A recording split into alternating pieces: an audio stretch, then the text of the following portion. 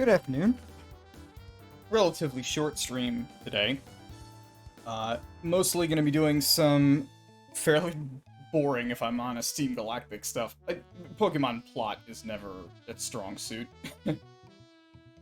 Looking at what's coming up, we're going to have a fight against Cyrus in Veilstone, and also later a fight against Saturn. Saturn is much scarier than Cyrus, ironically. Cyrus is best as a Sneasel, and we've already demonstrated how good we are against those. He also hasn't even evolved his Murkrow. Or his Golbat. But Saturn has a Toxicroak at level 40, and that's a little scary. And it's got Toxic. And Brick Break. And she's also got a Kadabra, which has Psychic, finally. So if I'm not prepared for that, that could be a problem. And they're decently high level. Those are level 38 and 40. And then once we get to Coronet, we'll have Mars and Jupiter in a double battle with Barry. And that fight can be a little irritating. They've got 2 Bronzers, 2 Golbats, and then a Perugly and a Skuntank to finish. So I have to be careful with that. And then I'll have an immediate fight against Cyrus after that. And that fight I have to actually take seriously, because Cyrus is going to come at me with Honchkrow, Crobat, Gyarados, and Weavile. So those are all relatively high level. They've got items. The Crobat has a Quick Claw, as if it needs it. Honchkrow has a Scope Lens with Super Luck do. Jesus Christ. That Honchkrow has boosted critical hit rate from Super Luck, and boosted crit rate from Scope Lens. And its moves include Air Cutter and Night Slash, and I think both of those are moves that frequently crit. Yeah. That's a very scary Honchkrow. I am not happy about that thing. And then, of course, we've got Dialga after that.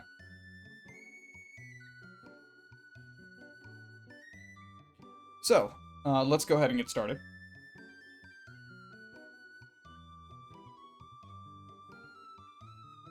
I went back to Celestic because I've been working on some grinding stuff.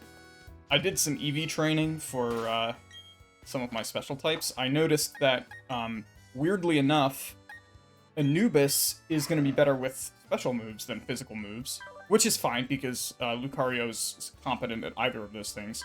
But I've got a plus special and minus attack nature. I mean, its attack is still competent, but special attack is going to be much better. Which is why I have Aura Sphere. And that's cool, because Aura Sphere is a very nice move. Never misses, fighting type is good. And it's kind of unique to this Pokemon, so it's nice to be able to make use of it. And I'll still have Quick Attack.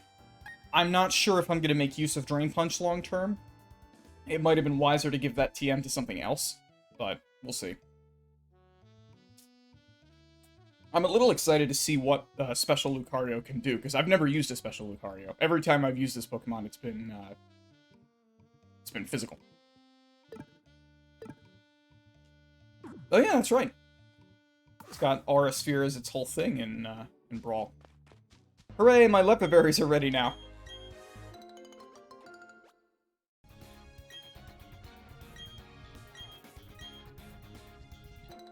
I've never farmed berries before, but for these ones I think it's worth it. 4 of those, wow. It's good, it took a long time to grow them. I forget what Rosalie Berry does. We'll see. I will once again plant Lepa Berries. I do not want to risk running out of these things.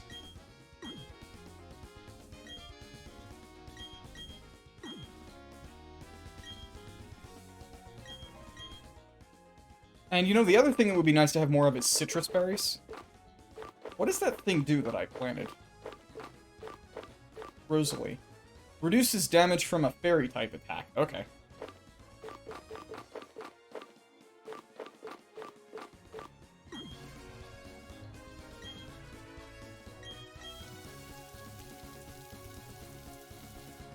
Alrighty. Let's go ahead and deal with this team not rocket shenanigans. I'll need to switch my team out a little, because this is my Eevee training team. But there won't be any encounters at Lake Acuity, so that's no problem.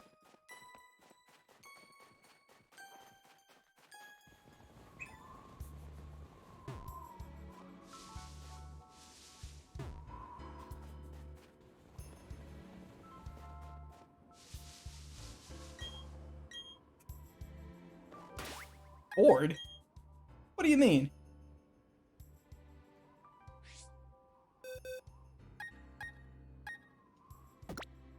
So let's see how effective my Eevee training was. You can actually check your EVs in this game. Yeah, there we go. That's definitely biased more towards special than it was before. And like that's I think I gave it 30 special attack EVs. And that combined with what it'll get naturally is probably enough to make this an effective Pokemon. I also kept Bear with me because I realized Bear has Pickup, and it's possible for Pickup to be used to farm White Herbs and Power Herbs. And Pickup is the only way you can get Power Herb before the post-game. So I'm actually going to keep Bear in my party more often than not, just for the sake of potentially getting a Power Herb. Because that could be useful for the Elite Four if I want to use, like, Hyper Beam or Solar Beam or something. It would be nice to be able to use one of those moves without a downside once. I'd only get one, so it would only apply in one fight. But, I mean, if it's against the Elite Four or Cynthia, I don't care.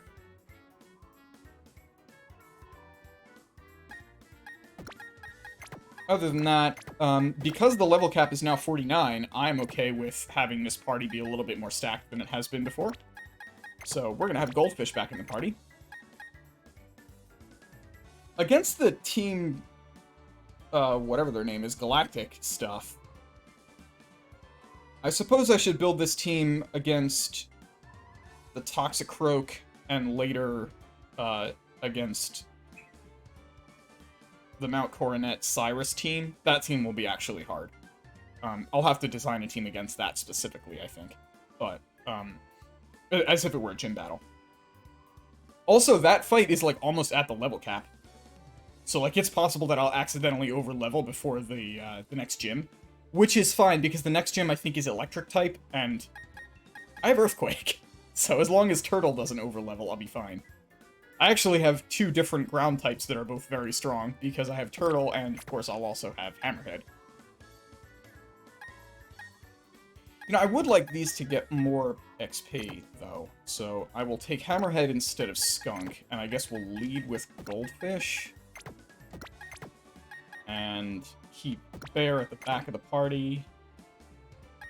Swap out Flowers, maybe?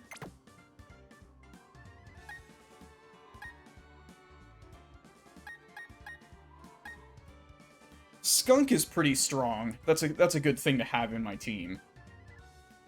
Skunk is very good at stalling things out because of Protect and Toxic. Like, that's a good answer to lots of different types. Is it good against Team Plasma? Plasma Galactic? I can never remember what this team is called. That is how unmemorable they are. They've got a lot of poison types, as is typical for a villain team, but they've also got Bronzor. But that's fine, because I've got Nasty Plot. Or no, Nasty Plot is not an attacking move. I would need to use Hex, right, against Bronzor. Which is reasonable. Oh no, that's Galaxy I'm looking at. I could use Night Slash against Bronzor, and that would probably work just fine.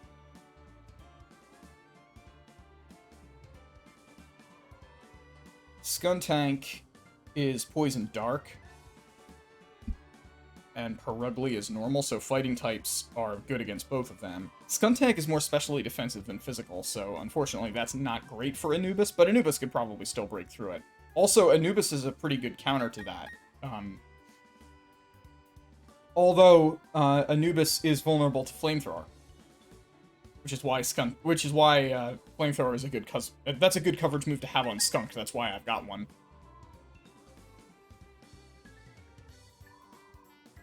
The upcoming teams, though, are just going to be Murkrow, Golpet, Sneasel, and who are all really low level, and then Kadabra, Bronzor, Toxicroak, who are also at relatively low level.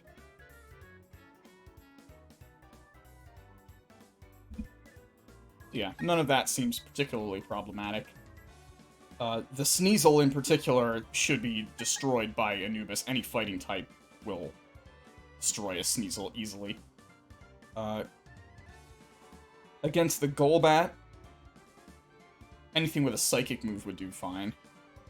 So Spiritomb would be fine against that. And Spiritomb doesn't, or Golbat doesn't have any moves that are good against Spiritomb. Murkrow is Dark Flying. That's not good against Galaxy. Or Lucario.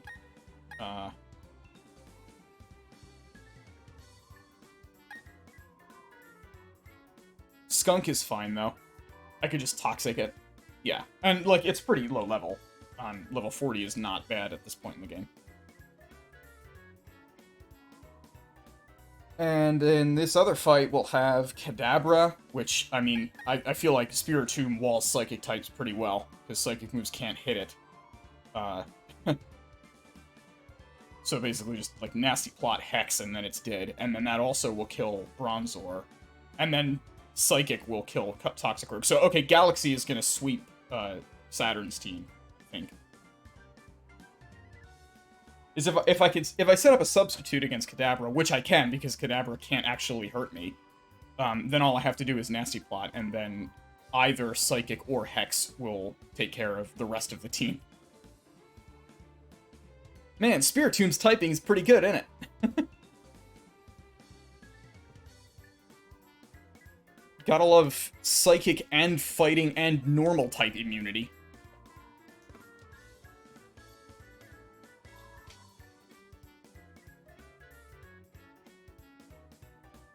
Okay. This team is fine. Let's go fight. And obviously I'm leading with Gyarados, so anything that I see is going to immediately get an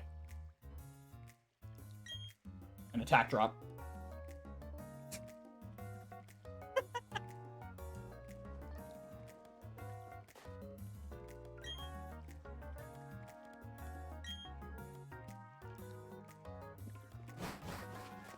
Suspiciously specific there. Yeah, because you suck, Barry. You're a terrible Pokemon trainer.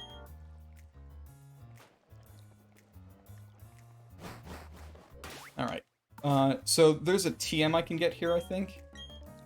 And technically an encounter is eligible here if there's one on my list. I think I have all the encounters at this point, but I will check.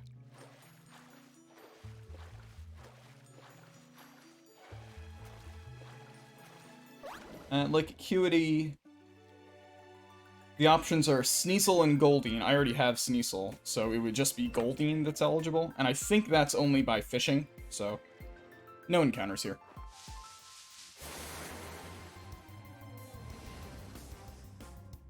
Aw, oh, man, I wish. Oh, it got dark in here.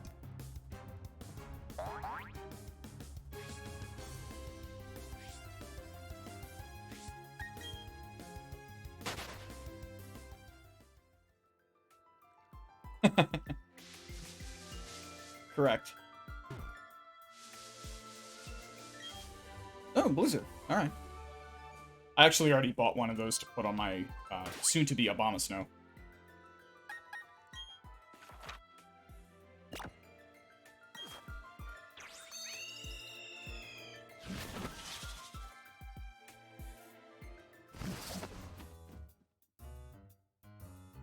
Let's make sure my Pokemon have items.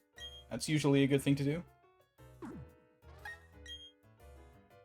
I think my item set is still, like, specific to the last gym fight. Alrighty. I think Leftovers is good on Spiritomb.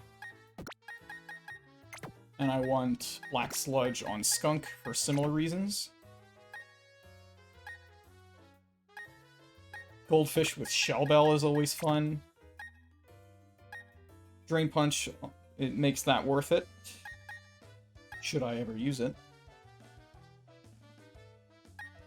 I'm going to put a Smoke Ball on Munchlax in case I accidentally get caught in a fight that I don't want to be in.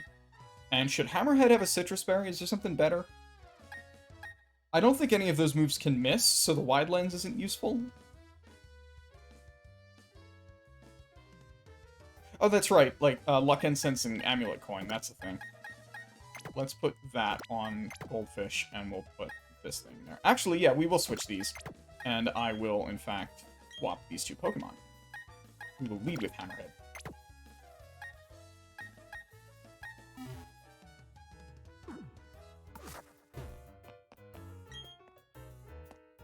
Right, Veilstone Galactic Building is up here.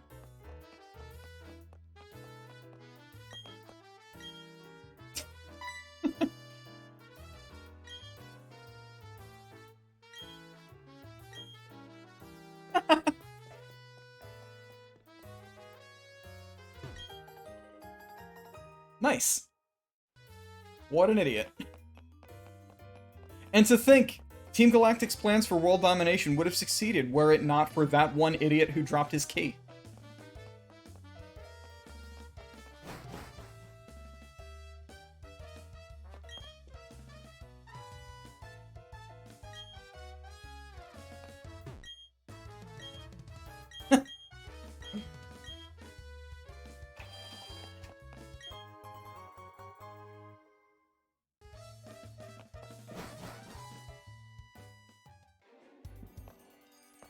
Okay.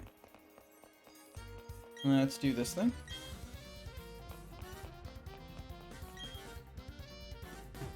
This is some, entertaining music.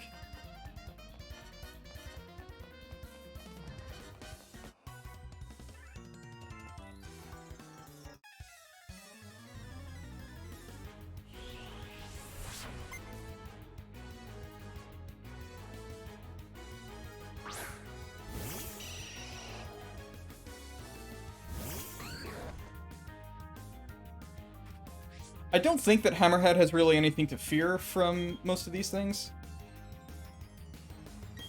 Like, I should be able to just hit with Shadow Claw and be fine. If it poisons me, I'll switch out. Dragon Ground is a pretty good typing. Now I should switch out on account of the defense drop. We can have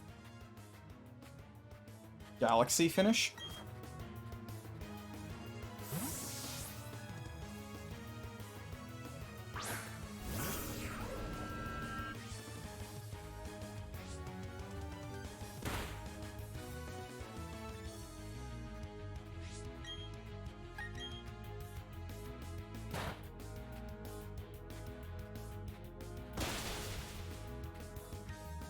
I did turn off the battle animations because I was EV grinding, and for a lot of these minor fights, I don't care enough to turn it back on. So, like, once we get up to the Cyrus fight and later the Saturn fight, I will switch it back on.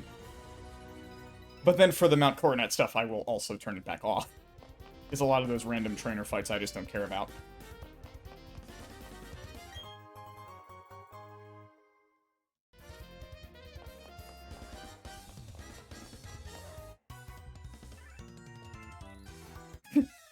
Wow, lucky me.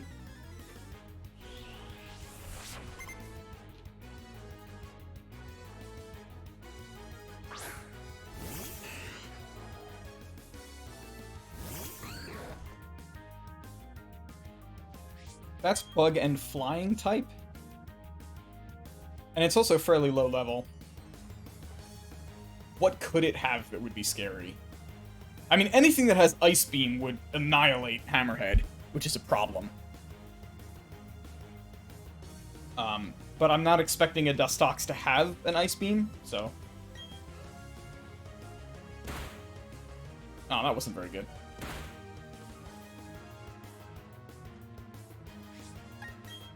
Alright, we'll switch. You had your chance. Bug is good against Dark. Oh, but this thing... Right, this thing has no weaknesses other than Fairy, so Bug moves are fine against Galaxy. And I have super effective Psychic, so we're good. And Liftover's Recovery. Easy to remember what Galaxy is weak to, because the answer is only Fairy. Oh no, I'm poisoned.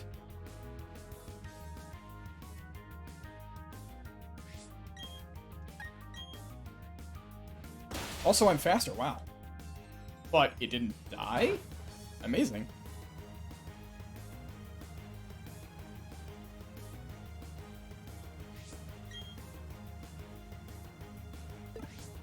If it uses Venushock again, which it should, then I can get a quick snipe with Anubis.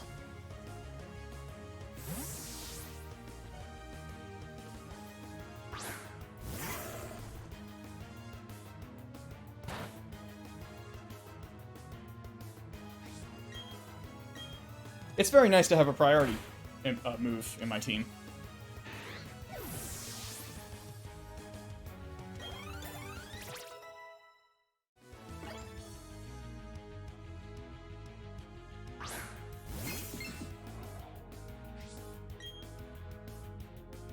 Bronzor is Psychic Steel, but its moveset's terrible.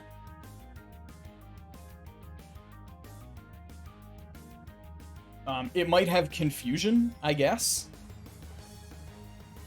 But I'm not scared of it. We'll just Drain Punch. Oh! Confuse Ray. Alright, fine. I'll switch out. Whatever, game. Wait, Bear has a super effective move? Oh, right. Fling. Oh, I should get rid of the item on Bear because of pickup. That's the whole point of having pickup.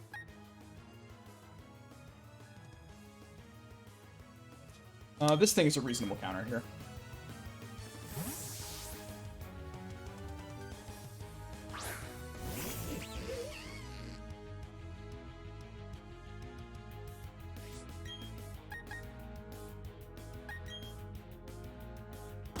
Oh, that's right. Skunk is kind of low on Night Slashes because I was just using it for a bunch of EV grinding. I was grinding on Giraffe Rigs.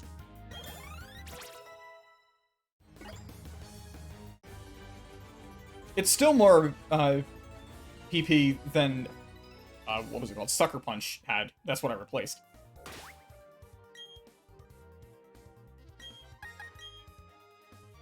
Now I gotta heal.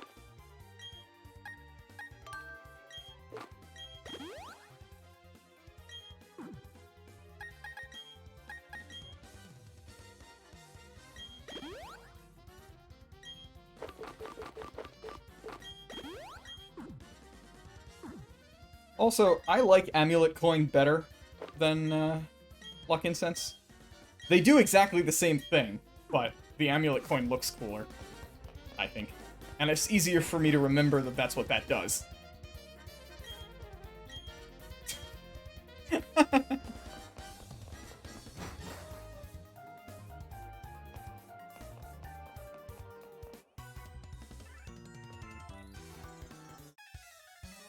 Desecrating?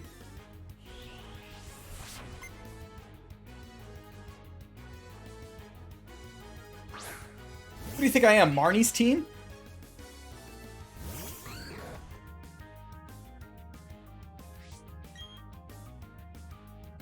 Earthquake? Earthquake's usually a pretty good answer to anything. And finished off with a bite.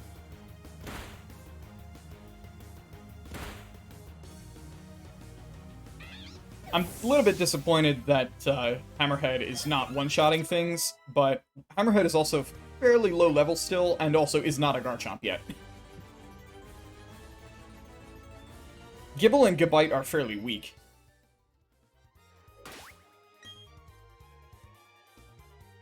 Like, the fact that it gets Earthquake is the only reason that it's really usable at this point. Where are my Super Potions? Oh, I'm out of Super Potions. Alright, fine. I don't want to waste a Hyper Potion.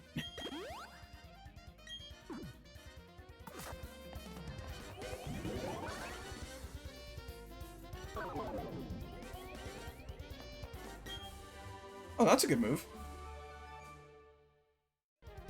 Oh, you know what I should do? I should see if there's any TMs that this team can learn, because I want to know what special moves Anubis has access to by TM. I'm sure there's at least some of them that could be useful.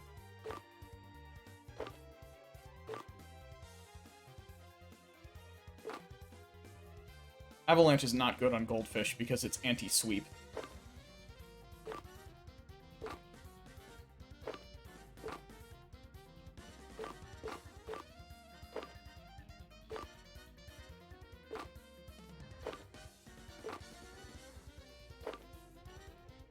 Oh, I can't learn Flamethrower. That's a shame.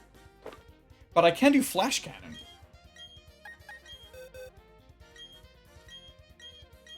Pretty rare to find an effective user of Flash Cannon. Most steel types are physical.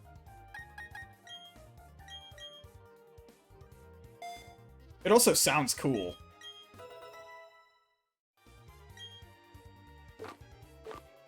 And it can learn Focus Blast, but Focus Blast is really unreliable.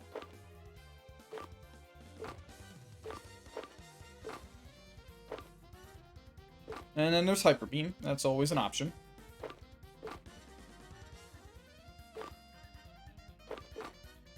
I don't think Nasty Plot's necessary.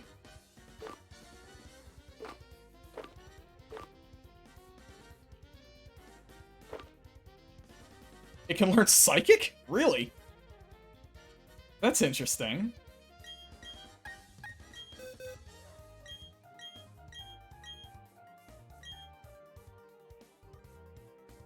Do I want to replace one of these things for that, though?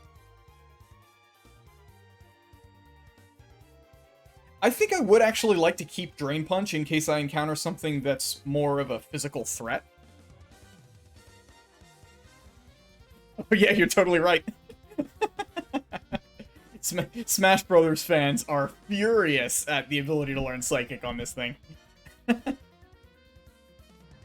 I mean, Psychic is debatably a better move than Flash Cannon. I mean, it's objectively stronger, although not with Stab, obviously.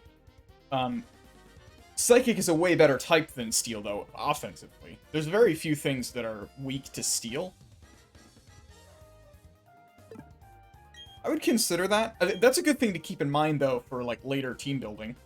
If I really need to, I can put Psychic on Anubis. Rock Lime is bad. Still bad. It was bad even in Gen 4, and they have not improved it.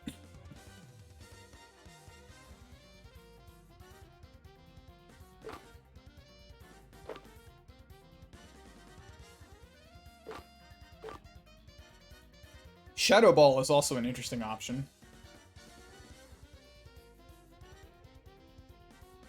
This is my only Shadow Ball. There's a single TM for this. So I have to be careful. Like, I could teach this to Galaxy, but Galaxy already has Hex, and Hex is useful.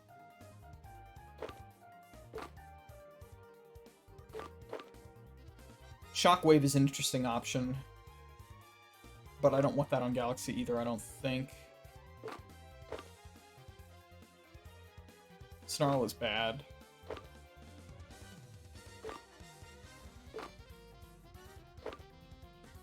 As I thought, only Goldfish can get that.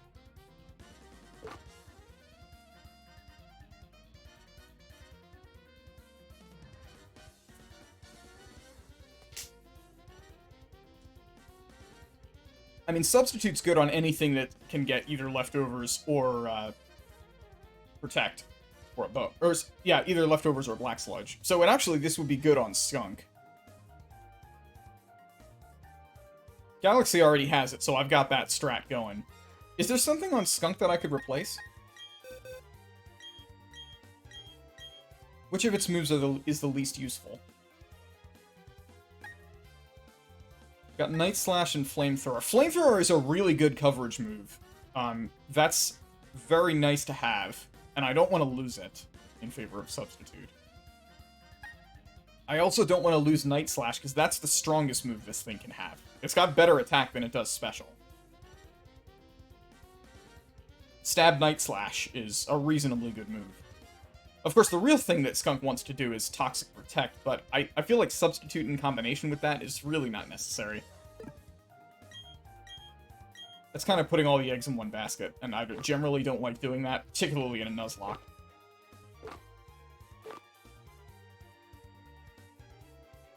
Taunt can be useful, although Encore is way better. Of course Goldfish can learn Thunder, because why wouldn't it?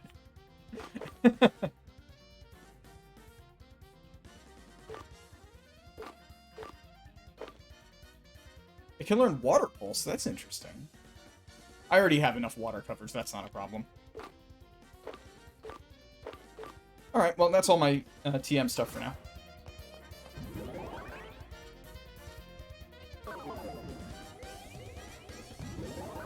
Scald is good, though. I'll have to find something to put that on.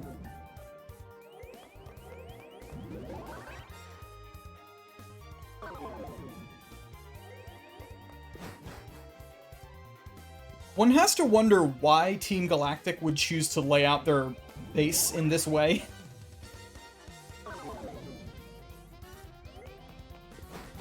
Like, wouldn't it be really irritating to have to get around a building like this? And, like, if the power goes out, you'd get stuck.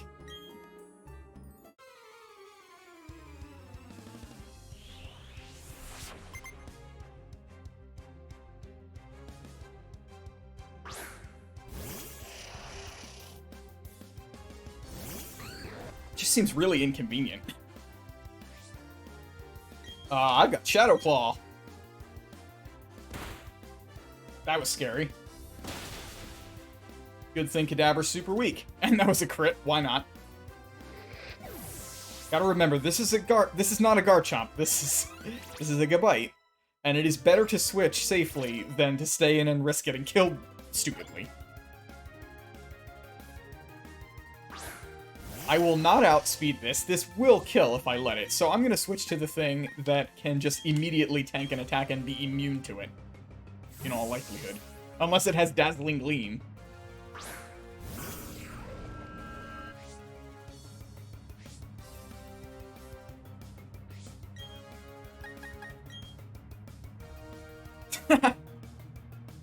So you think that my Spiritomb is going to be physical, huh? Okay.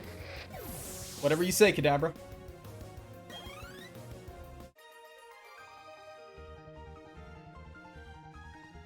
No, my formula!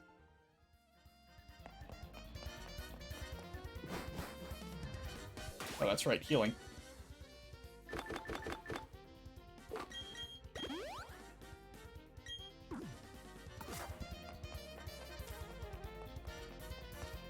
Wait, this guy is not an enemy? What?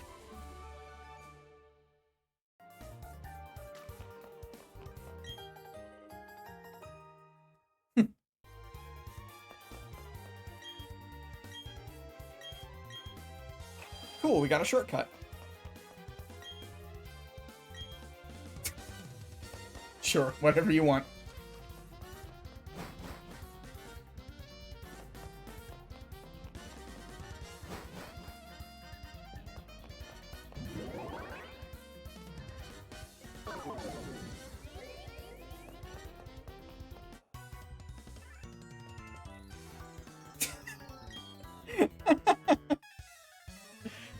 Just based on the like thing, I'm imagining that this person talks like a Valley Girl. The Team Galactic Grunt sent out Wurmple. I can't do that voice.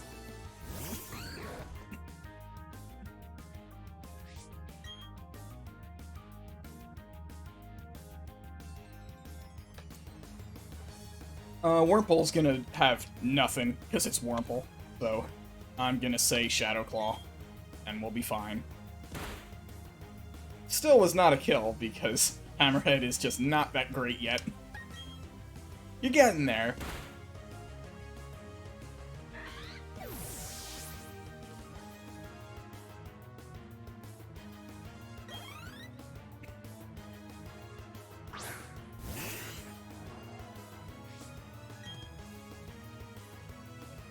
Wait.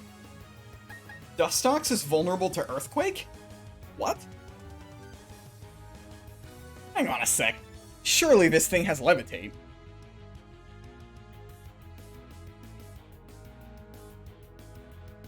It's flying. How can an Earthquake hit this?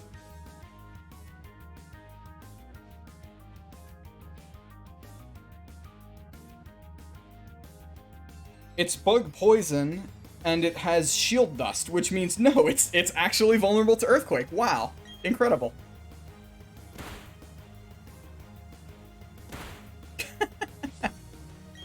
I can't believe that works. That's astonishing.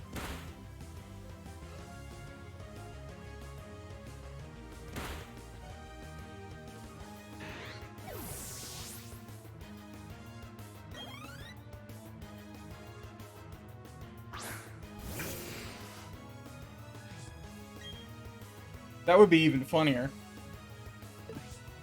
It's really lame to switch out here against this thing, but I also don't care. So I'm just going to switch to Skunk and burn it. I guarantee that anything this guy has is not going to be useful against my Skunk. Yeah, 1 damage. Which I restore with Black Sludge, hooray. Also, I'm probably faster. Yeah. See ya, Cascoon.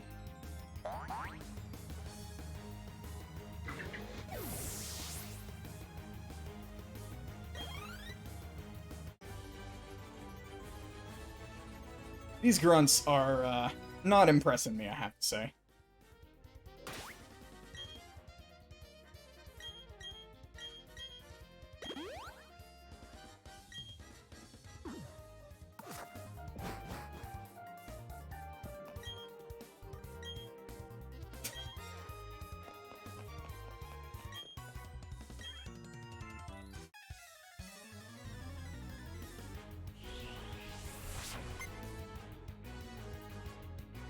I destroy all things that I don't understand.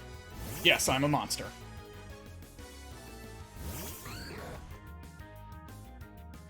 I don't think Stunky will have Flamethrower.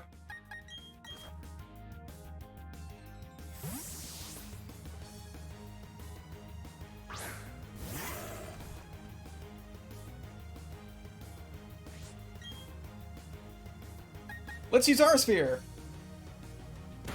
I should have turned animations back on.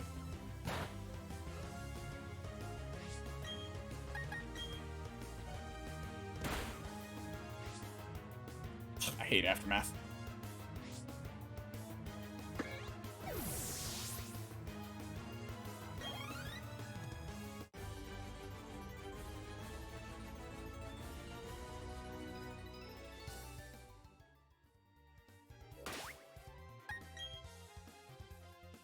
I guess Aerosphere is a pretty good answer to, what's his name, Barry's Staraptor, I guess it is now? The stupid evasion strats.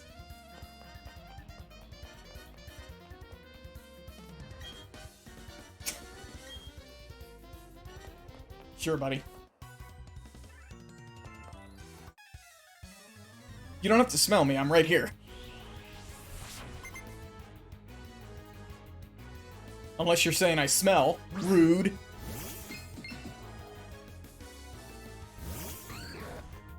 What kind of loser goes around and tells a pretty girl who walks by that she smells? This is why you're a Team Galactic grunt.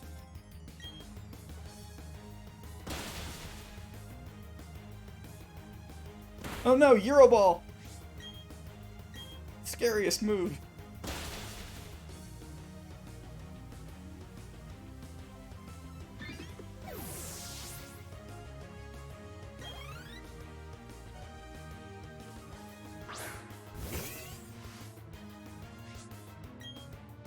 Oh right, I have Earthquake. Yeah, that's a thing. Finally, my Gabite gets a clean kill. That hasn't happened in a while. And we don't get the level up. Damn. Yeah, it is your Pokemon that stink, especially because one of them is a Stunky. How can you smell anything over that?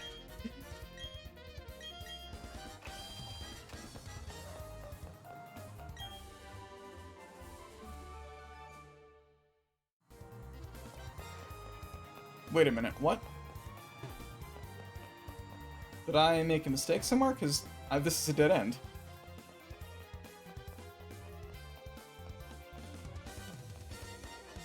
Thought I was being fairly thorough. There might be somewhere else that I can use the key. Oh, right, at the entrance! Which means I need to go this way.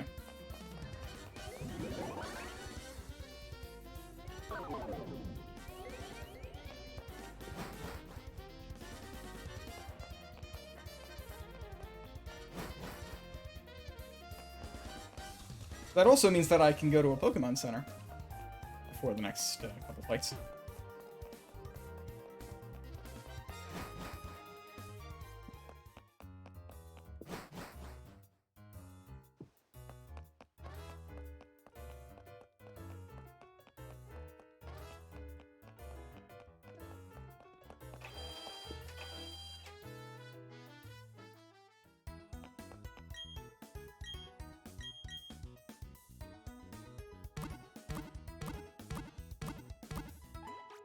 Hooray, Skunk gets his PP back.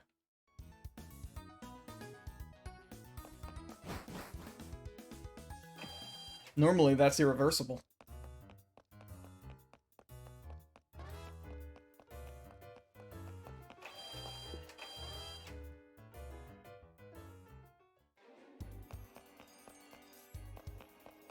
Do I have to fight these people? Can I fight these people?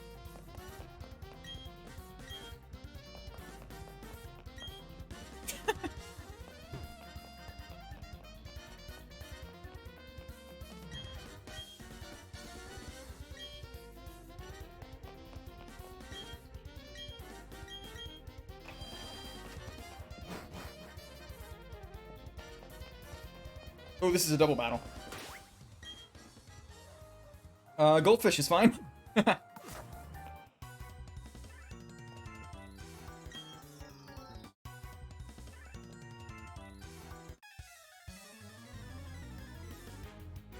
Gyarados is excellent in a double battle. And every battle. If I'm being honest.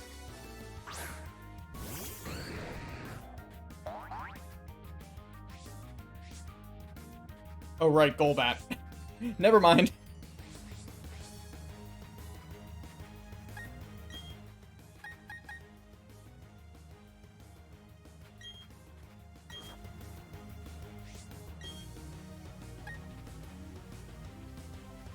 I'll Dragon Dance just for fun. Why not?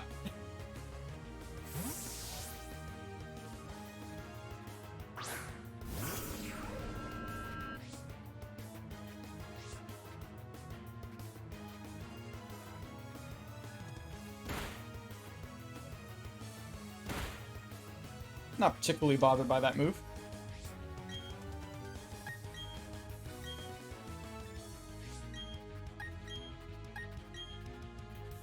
This is very likely a double kill.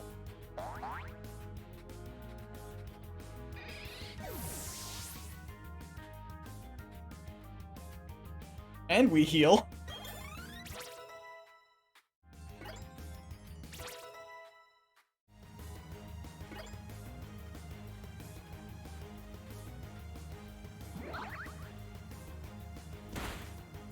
Gotta love friendship dodge.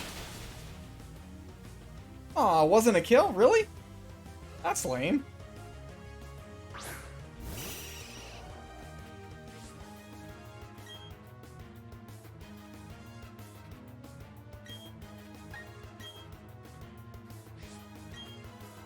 Unfortunately, Goldfish doesn't have any moves that will hit everything. So I guess I'll just Hex the one that's almost dead, and then we'll Ice Fang the other one.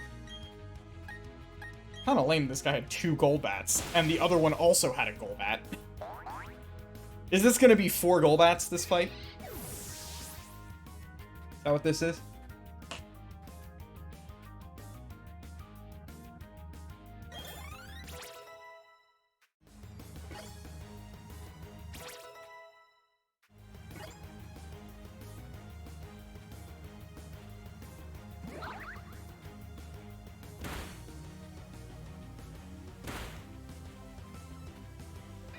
This is where I kind of wish Lucario was out, because then I could use a priority move and just snipe it.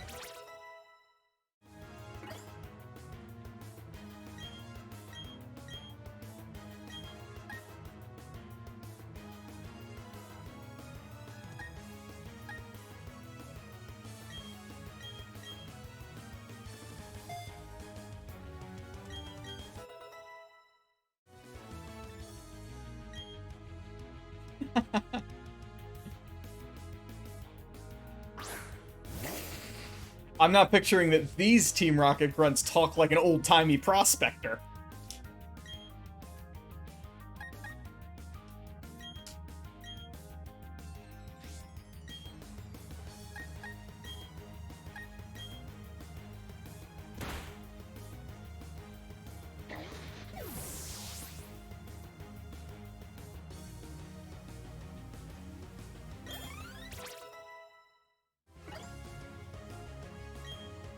Gross.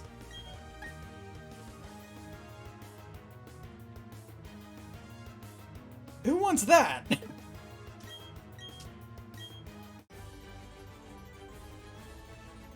Oh, your trailblazing streak lives on! What? I don't get it. What's your rush? I'm not gonna do that voice again either.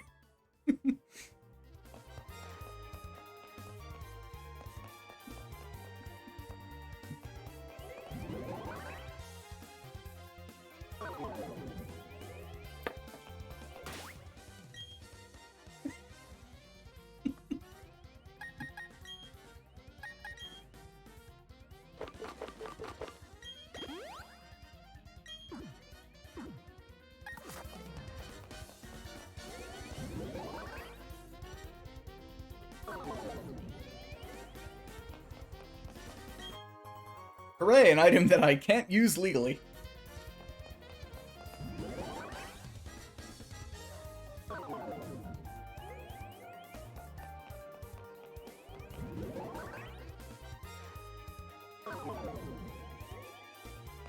I have previously played Nuzlocke where, like, I have an exception where I'm allowed to revive a Pokemon if I lose it, but I have to use a max revive, and there's so few of them that I don't get very many chances to do that in the playthrough. It's still fun. And it's a little less punishing if you lose something in, say, the Elite Four. And, like, your whole plan goes south.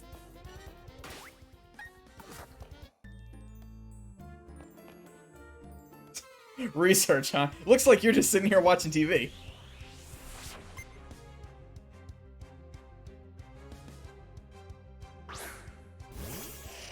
You're scientisting wrong.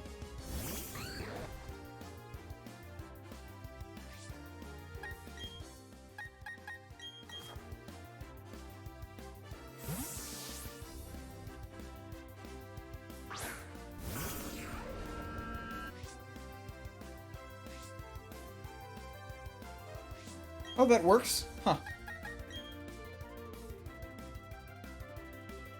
Ugh. Of course that pays off instantly.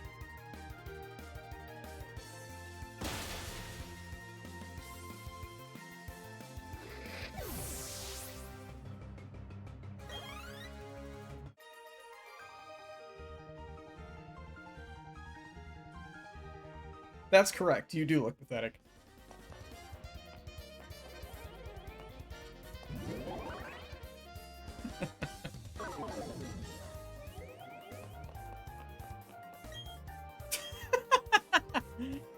Well, it's a good thing that they look out for their workers' mental health.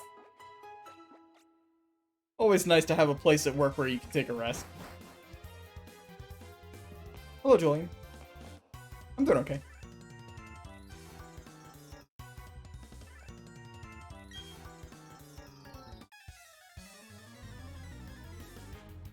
Oh wow, they have Terran Empire promotion schemes. I wonder if one of the commanders kills Cyrus if they all move up in rank.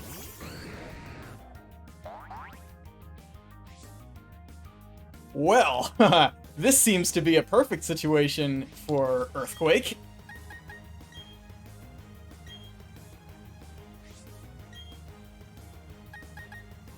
And I guess the Croagunk is scarier? I know pretty well what Stunky does.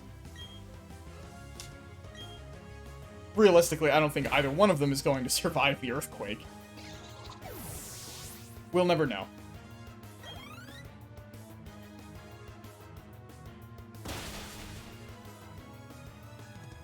It was unintentional that I send Goldfish out with Hammerhead such that Earthquake would not affect Goldfish, but lucky coincidence. I mean, I totally did that on purpose.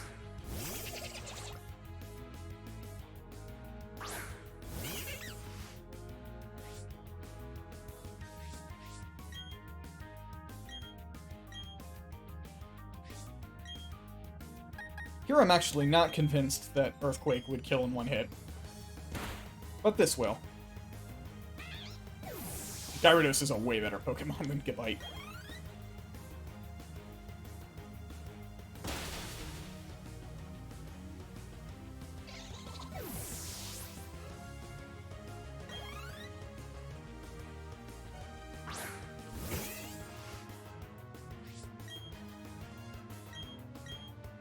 Don't think I'm gonna get a chance to use that.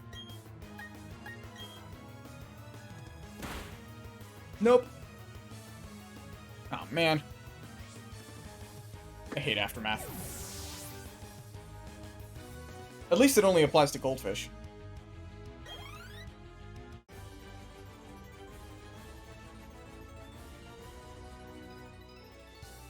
Yep, you sure did. Have fun cleaning the toilets. Oops.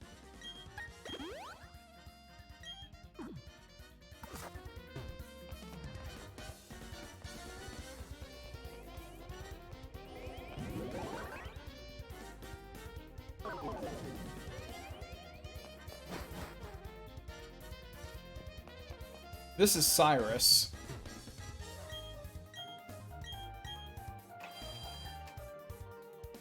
Okay, for the Cyrus fight, this is Murkrow, Golbat, and Sneasel.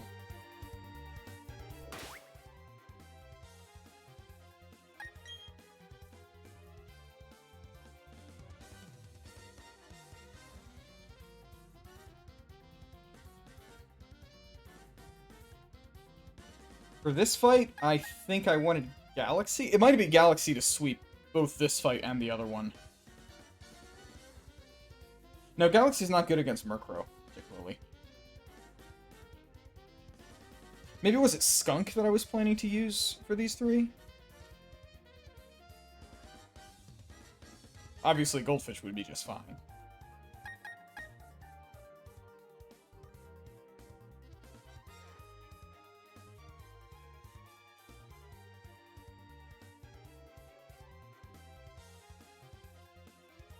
Nightshade does your level in damage? Yes, so that'll deal exactly 40 damage. Which is scary at this level.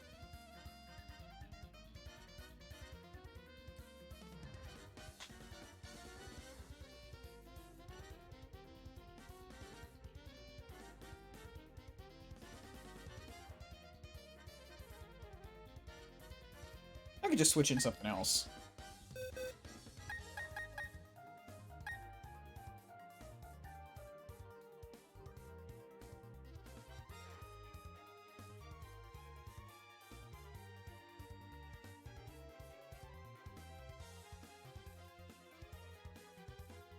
Yeah, this is a fight where Mouse is a pretty reasonable choice.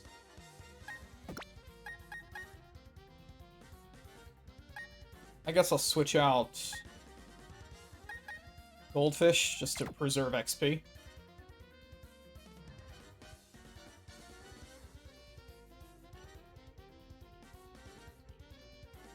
And I'll lead with Mouse. I don't want to risk any shenanigans.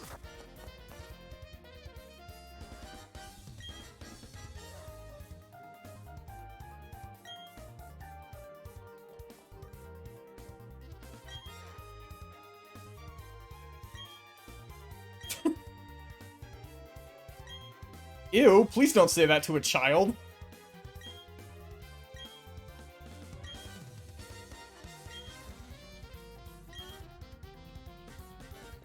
Thanks, evil Spock. Where's your beard?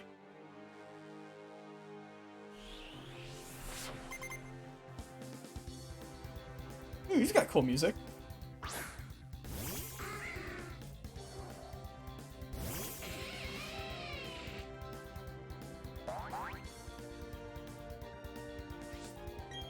Oh, I should have put the battle animations back on. Oops, I'll do that after this fight.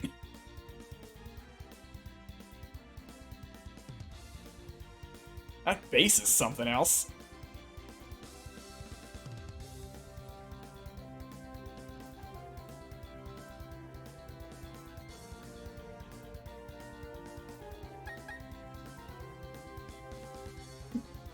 Yeah, the Pokemon say that every once in a while, and I don't know why. Do they know that I have not, like, bought extra clothing? Because, like, I'm not going to waste my money on that in a Nuzlocke.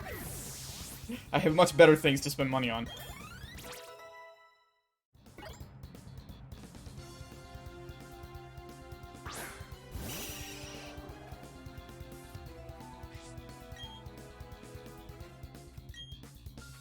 Ooh, Quick Claw, nice.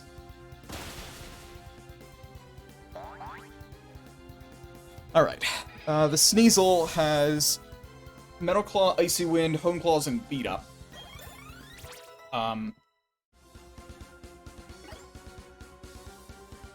Ooh, Bone Rush. What does that do? Oh, this move. I hate this move. No thanks. Yep, sure is. Gotta love the lip flaps there. My last Pokemon.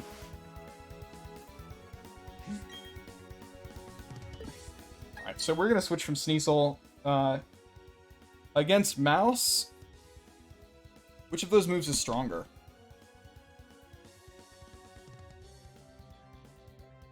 Mouse doesn't resist either of them. Icy Wind is special at 55. Metal Claw is physical at 50. I think Mouse's defenses are about even, so it's coin flip as to which one of those he's using.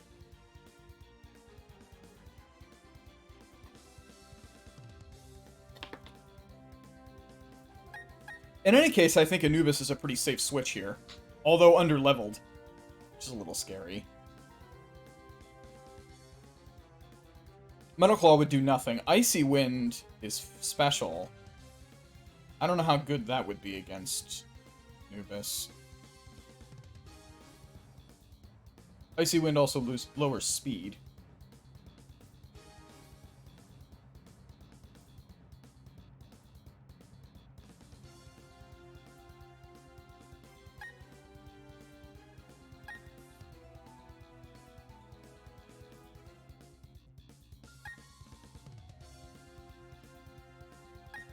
I'll bring in Anubis, and if it hits too hard, I can just move.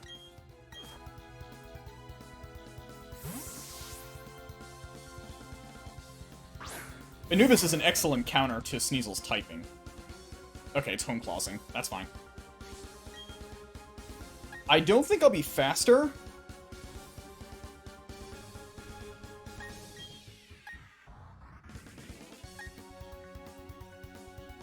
I should probably use Flash Cannon? I don't know. Aura Sphere is maybe superior. Doesn't miss, obviously. Neither of these will miss. The question is, do I use Drain Punch?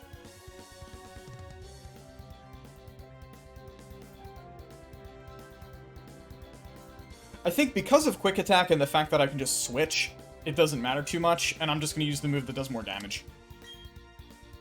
He just Home Claws us again. Alright, fine. Got him.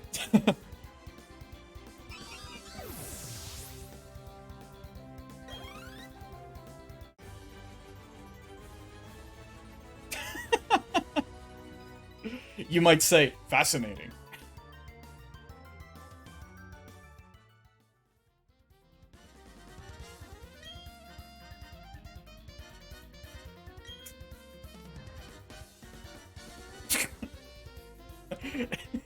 Yes, after I completed the Colinar.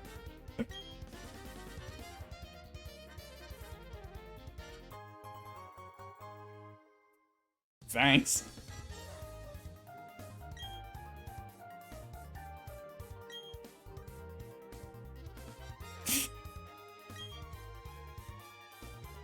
And that's better? Alright, whatever.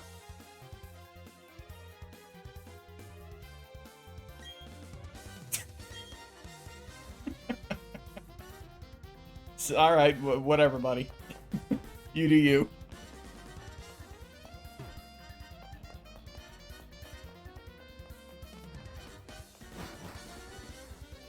That's right, I need to turn the battle animations back on for the Jupiter fight. Also, should probably heal my Pokemon. That would help. Although I think there's the healing area not far from here. I want to say that's back down this way.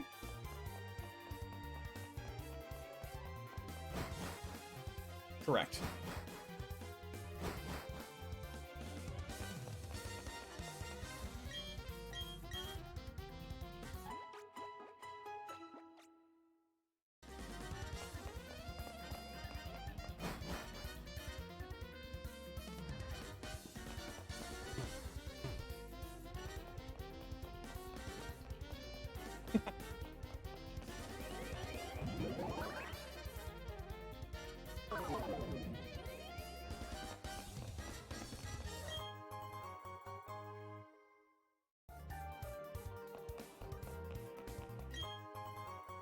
Oh, I was lucky.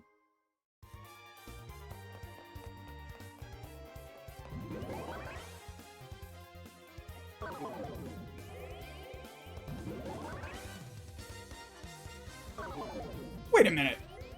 They have two teleporters that both teleport to this same room, but in different areas, and the only difference is that this one's blocked off by some boxes?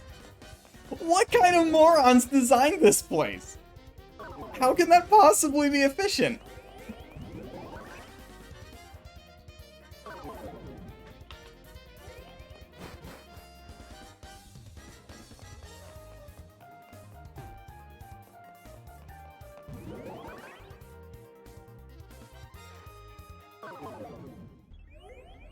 Okay, now we're gonna have the Saturn fight, and Galaxy walls this fight.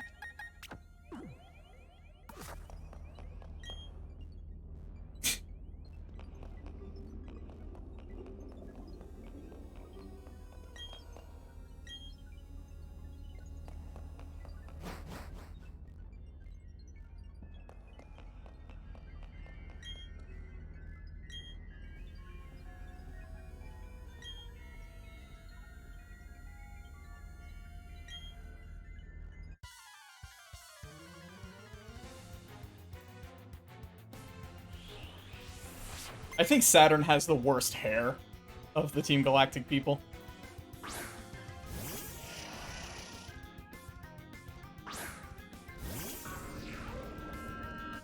Okay, so if I substitute, then Kinesis will not affect me.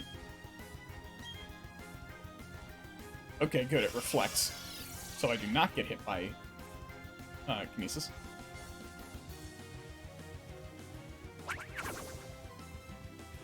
Now, Kadabra can do literally nothing to hurt me.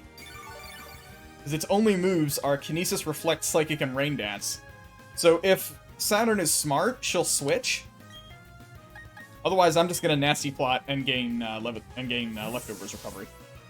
Yep, that's the smart move.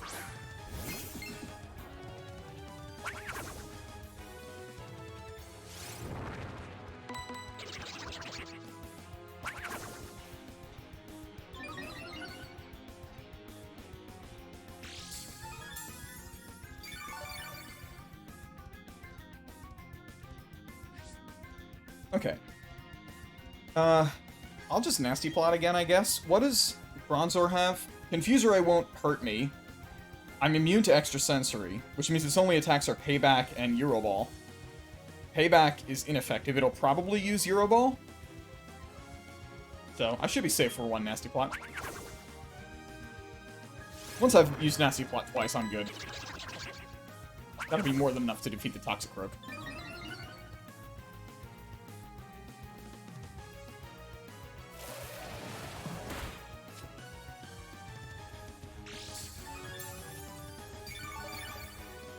And we're almost back to full health. Substitute plus Leftovers is really abusive, I think. I feel kind of bad using that combo.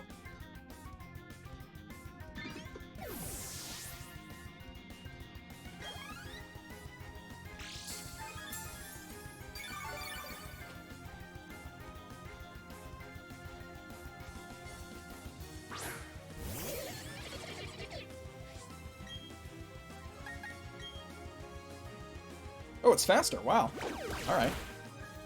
I guess I shouldn't be surprised by that. Spiritomb isn't especially fast.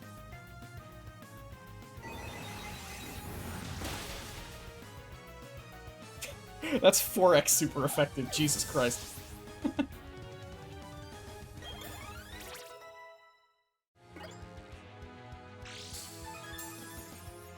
Which means I was dealing 6 times damage.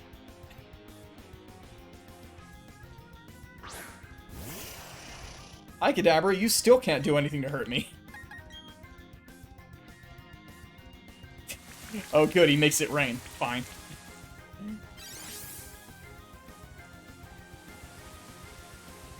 Thanks for making it dramatic.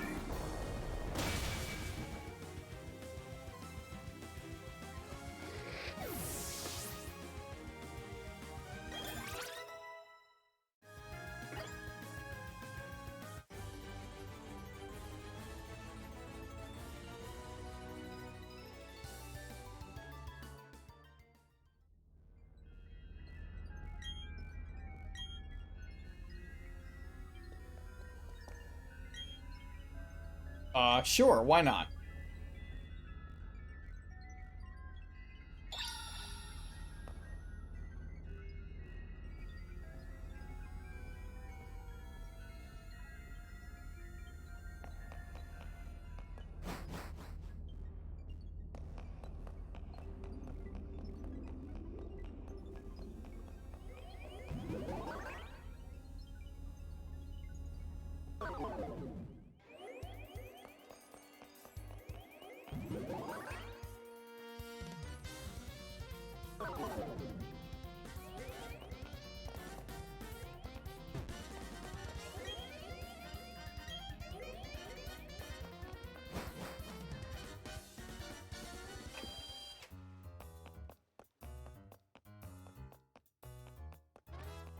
Alright, now we gotta go to Coronet and finish the Team Galactic plot.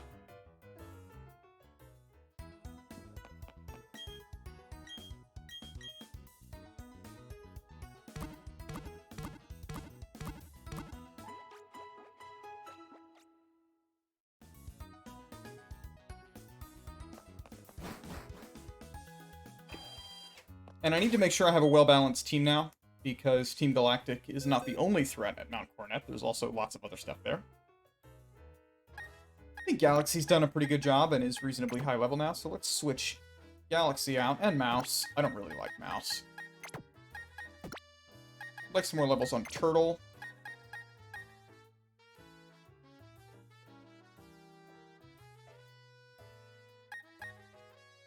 Do I want Goldfish? Maybe. Goldfish is always a good choice. I'd also like to get Yeti some levels.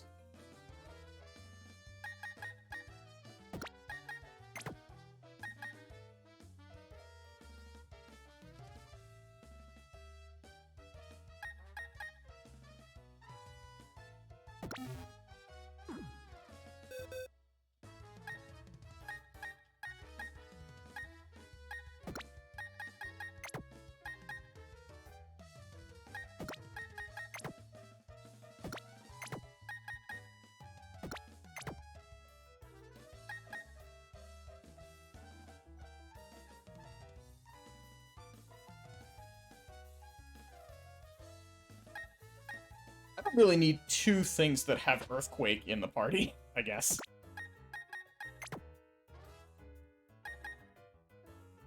Horse is so bad.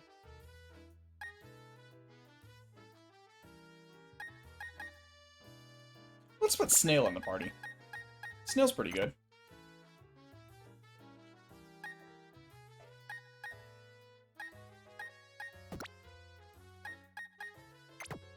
Everything's better with leftovers.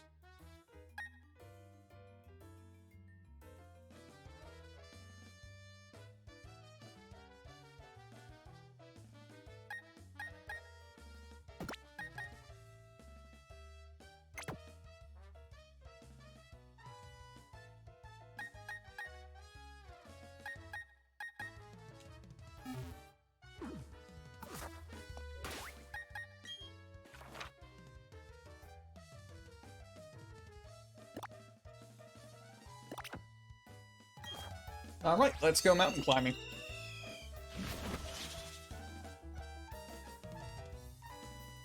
There's no eligible encounters in Mount Coronet, so I'm just gonna have Repel on for this whole time.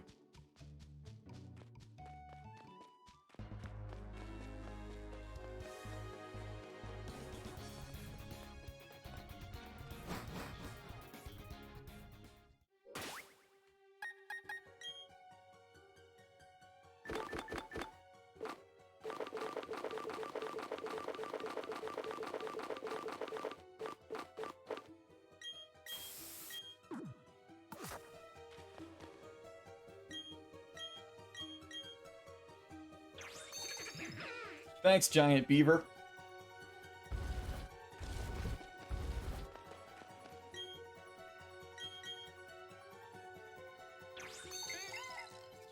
Thanks, less Giant Beaver.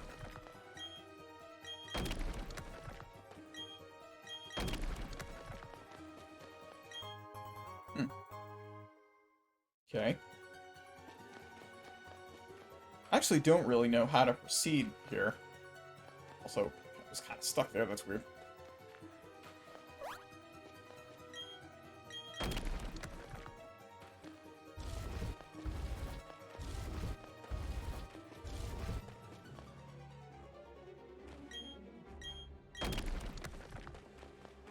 Huh. Okay. Am I not able to proceed in this area? Oh.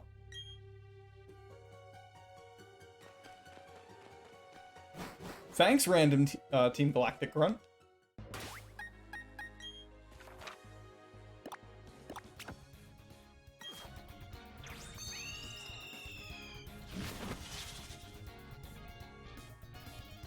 It was nice of them to put that character there.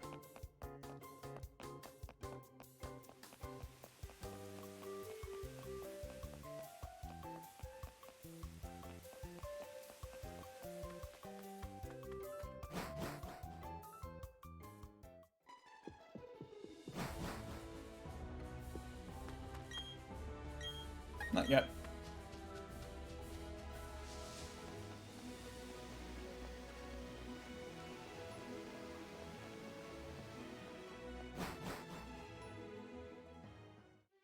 Okay, now we'll use it. So as not to be wasteful.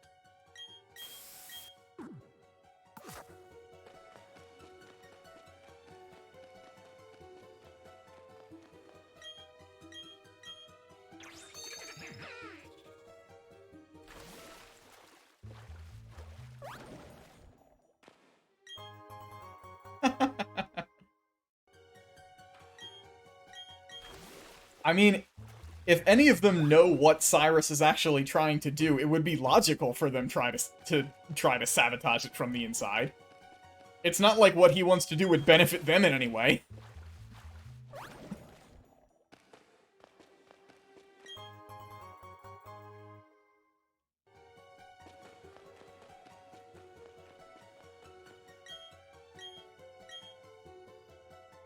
Like, I think even the crazy people from, Team Magma and Team Aqua and Emerald have a more, like, reasonable thing that they want to do.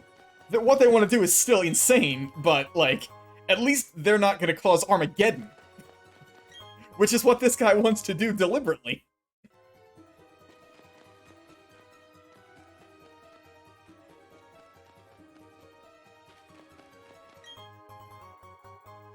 Like, you know your plan is stupid and crazy when, like, destruction of the entire universe is, like, a feature and not a bug. Oh, I guess this is over Hammerhead's level. Uh-oh. It sure is. Okay. I will switch to my thing that walls psychic types well.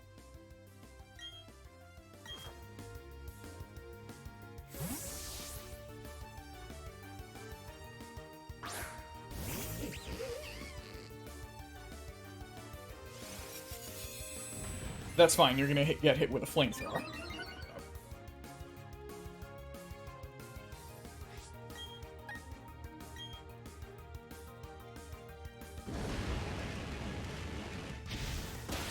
Oh, that didn't work very well.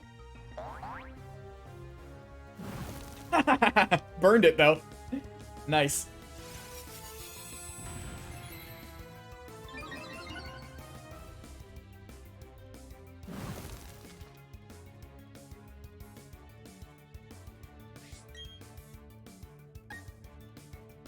Is it better on physical defense? Oh, no, it's not, because it's just used 2 iron defenses. I'm a moron. I'm impressed that did as much damage as it did.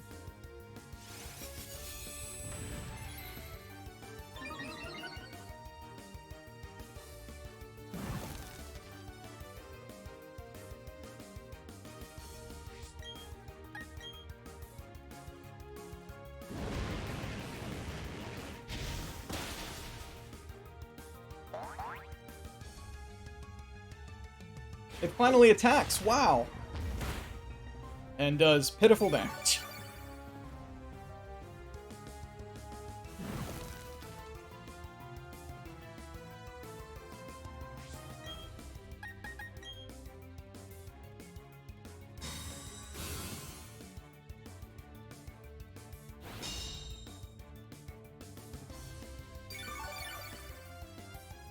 That's good for me and bad for you.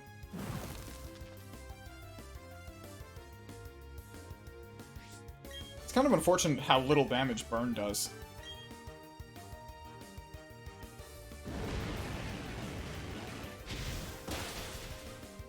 Burn is apparently not nearly as good as Poison.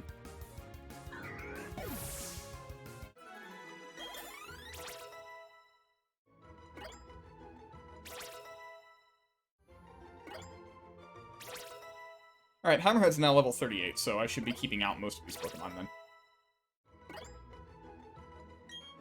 Earth Power, what's that do?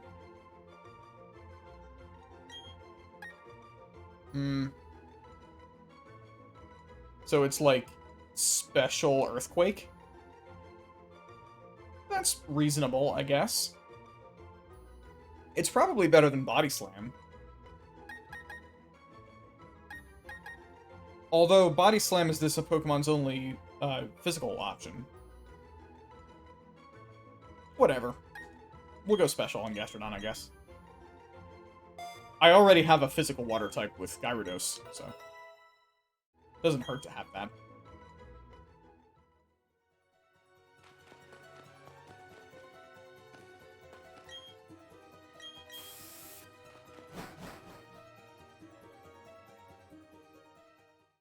Oh, this is how you make further progress from here, so... Oh, no, wait, no, it's not. This is just this is just another part of 207. There's like a hidden thing here, I think. Yeah.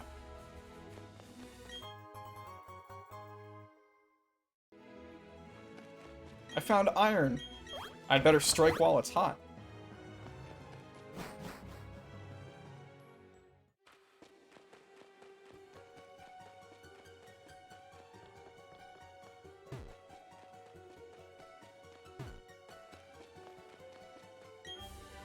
Oh, that's a good move. Not as good as Stone Edge, though. More reliable than Stone Edge, at least.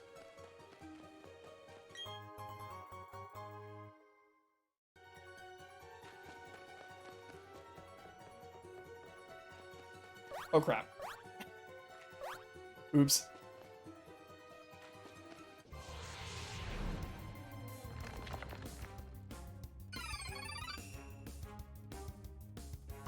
I forget what type this thing is. It might just be pure Psychic. I feel like Shadow Claw will be fine.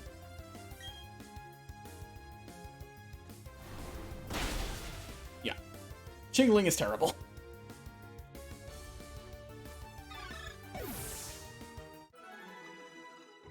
There's a reason I did not evolve mine.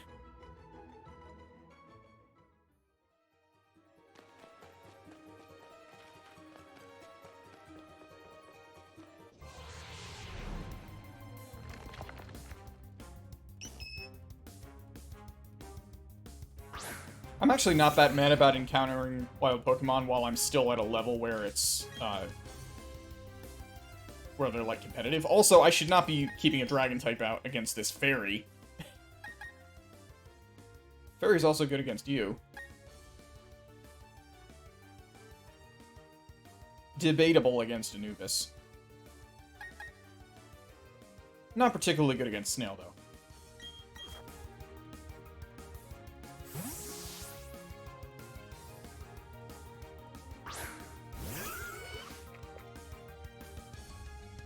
Meteor Mash. Uh-oh. Alright, that didn't matter. I have no idea what type Meteor Mash is.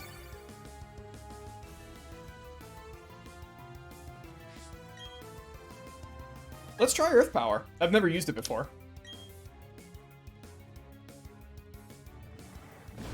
Oh, wow. That looks badass.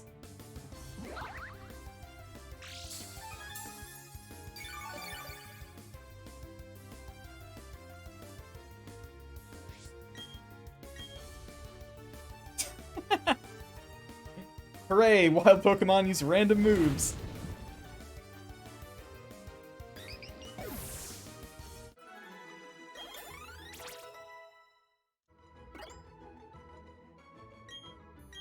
I don't like Ingrain, because you can't switch. Very bad in Nuzlocke. few dumber ideas than using mean look on yourself. Am I in full health? Yeah, more or less.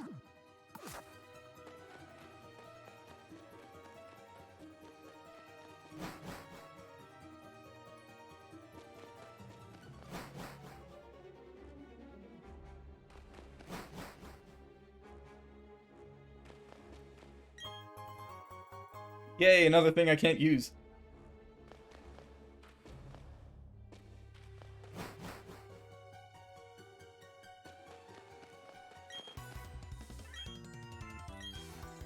Oh, you guys are fights now. Okay, fine. She's got a good pose. She should join a dance team.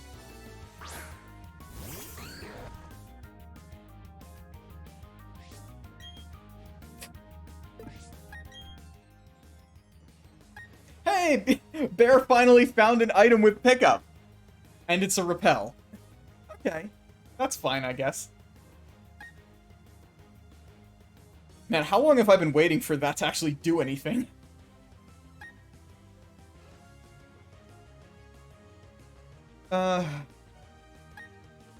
Against this thing, I guess I probably want Snail again. I'm not really scared of a Beautifly, but still. No reason not to be cautious.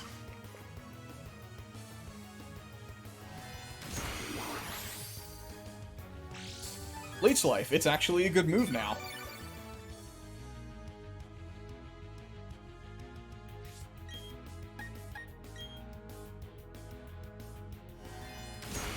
Game Freak seems to have had a minor policy of making some previously really awful moves better, that being one of them.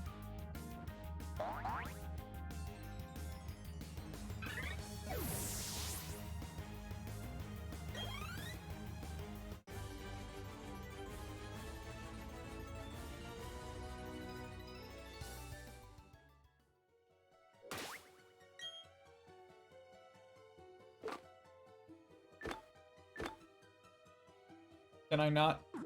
Oh.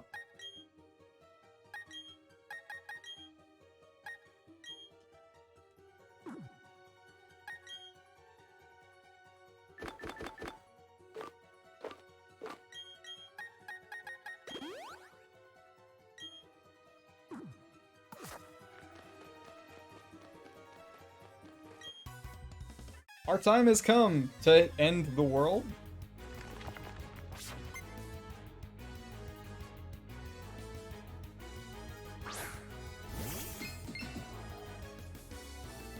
I think you could individually ask every grunt, like, why do you think what your boss is doing is a good idea? And you would never get a coherent answer.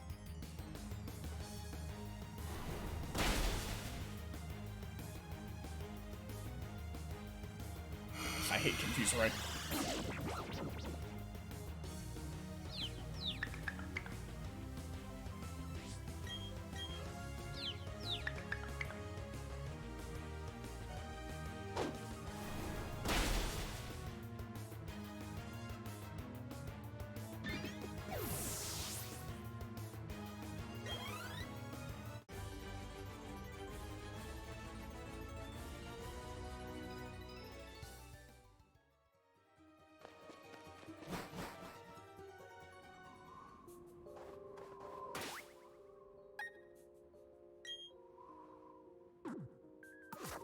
This music's a little different.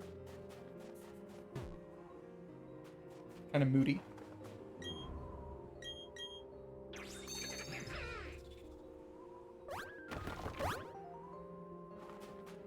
I like the keyboard too.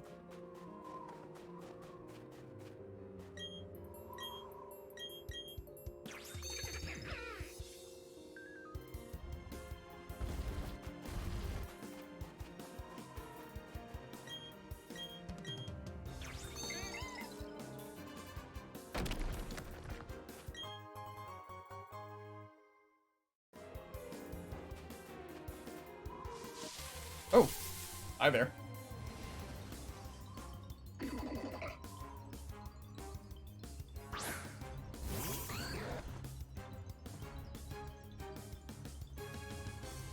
Shadow Claw is good against this thing. Oh, crap. Oh, boy. Right, huge power. You have to respect Metachamp. Jesus Christ. Oh, no, hell!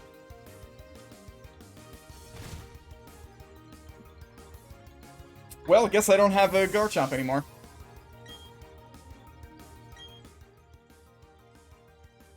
Gotta respect huge power. Yep. Man, dead from Hail Chip, that sucks.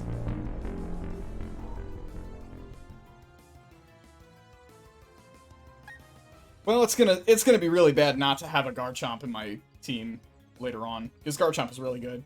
But I do still have a ground type at least, so it's not like I don't have anything else that has Earthquake. But man, that sucks.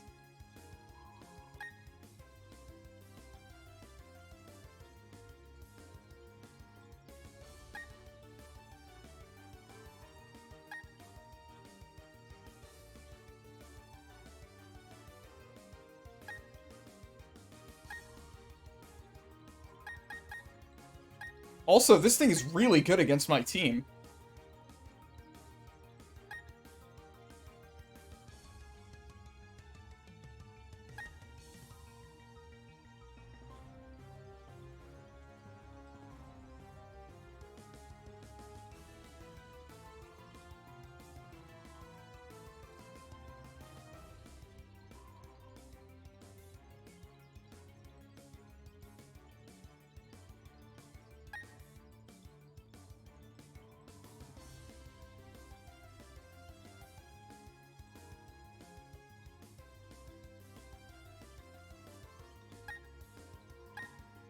I have nothing that hits this for super effective damage.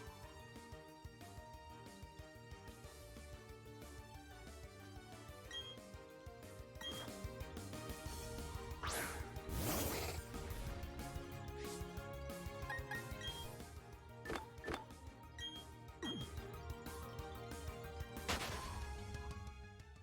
feel like that was a good idea. Wasn't a good idea to lose my Garchomp. That was lame. Because I'm lame. It's not like I don't have other good Pokemon, but man, that really sucks.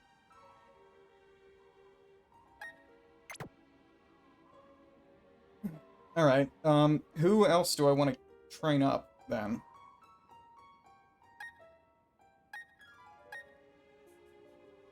We're actually fairly under-leveled compared to the cap right now, most of the team, anyway.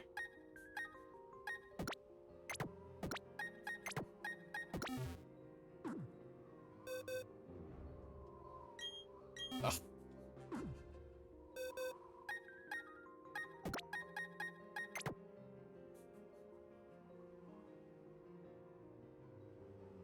I need an answer to Medicham that isn't run away, so Galaxy probably should be back on the team, because Galaxy is immune to High Jump Kick.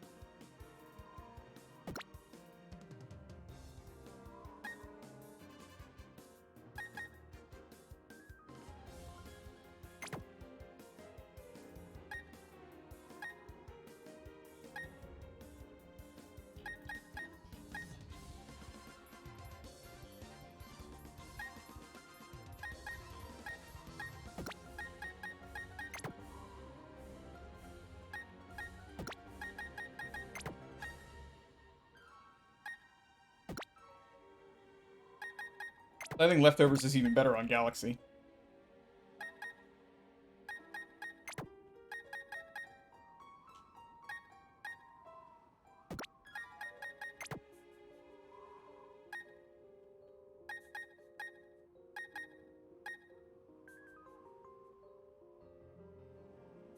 Spiritomb is immune to both fighting and psychic, which means that if I switch into if I find a Medicham, I can just switch in Galaxy and I'm good.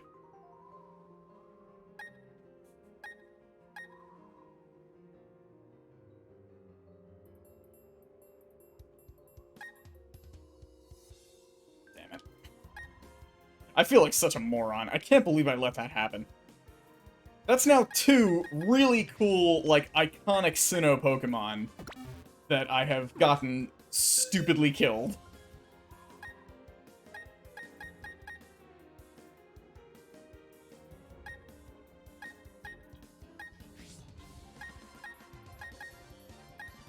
At least it wasn't like, at least it wasn't like Spiritomb, where, like, it took me literally hours of my life to get it. I got Garchomp because I know where it is, and it was the only eligible encounter. So, like, it was guaranteed that I would have that. I just had to know where to get it. I'm gonna take a quick break before I move on. I need time to grieve.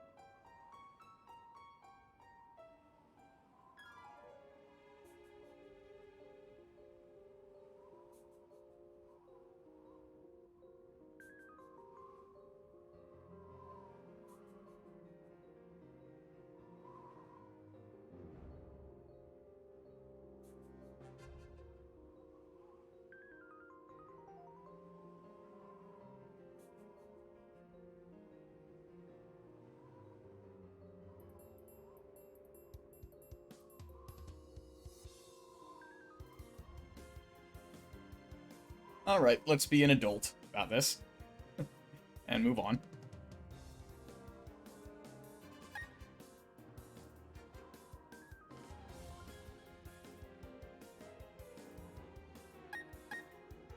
Snail leading is fine.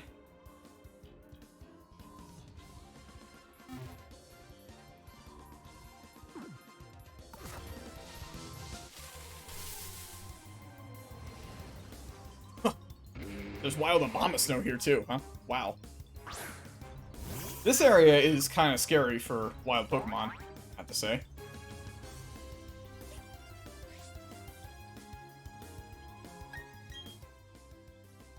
Like, I don't really want to fight this either.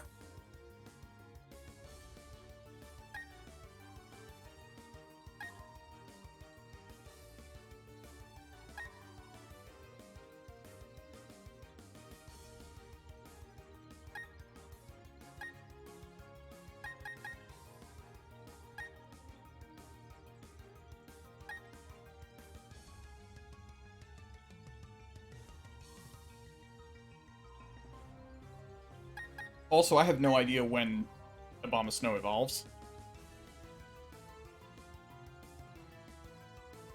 Oh my god. My grandmother says, apparently for the first time today, she got gas for under $4 a gallon. Wow. Nice. So what am I putting in here? Not Turtle, who is 4x weak. A level 40? Alright, that's not bad. Should get there soon then. You're neutral to Blizzard. What resists ice? I don't remember.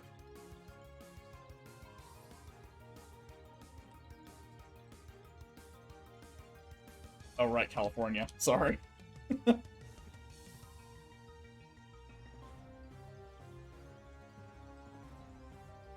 Oh, wow, my aunt says in Virginia it's 357. Amazing. How's that even possible? It should be so low. Okay. Ice is resisted by fire, water, ice, and steel. Well, in that case, Anubis will resist Blizzard, so you know what? This is a reasonable switch.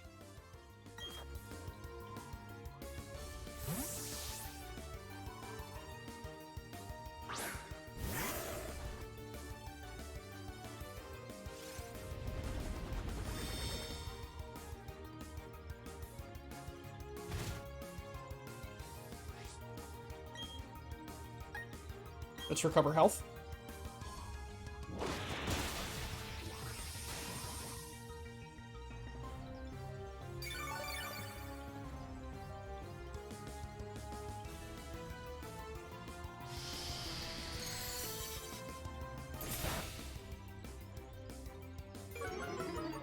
Does that lower my speed? Yeah.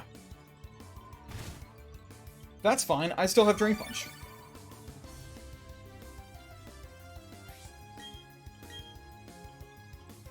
Oh, it's faster now.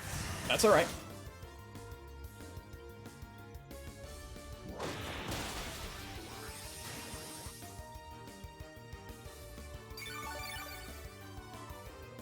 Oh, wow.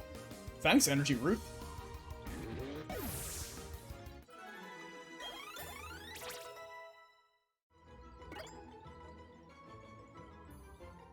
Tell you what, these wild Pokemon are really scary, so I'm just gonna lead with Galaxy. And we'll level up against trainers if we need to.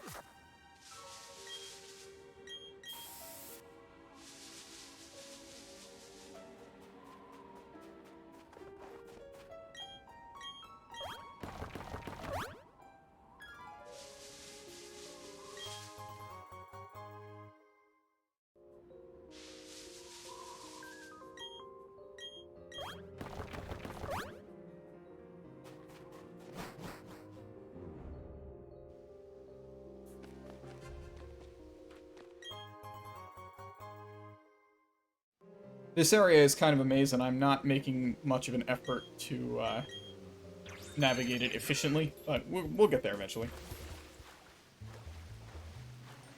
Oh, I can't do anything here because I don't have Waterfall yet. I wonder what you can get there once you do have Waterfall.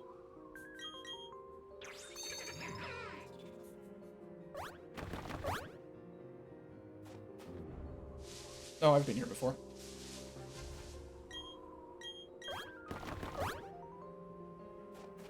Which means I guess the right way to go is into this cave.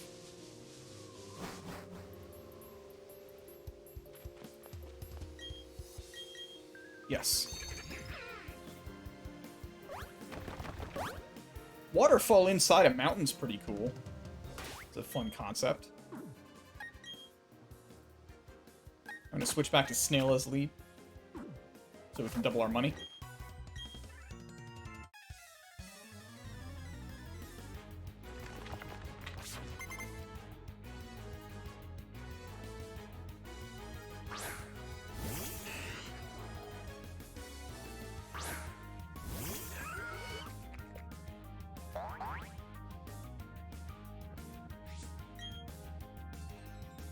This stupid thing is not immune to Earth Power.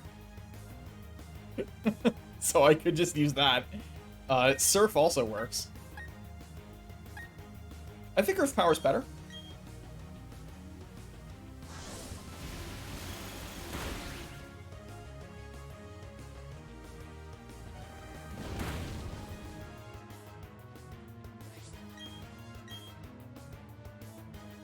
Aw, man. That's lame.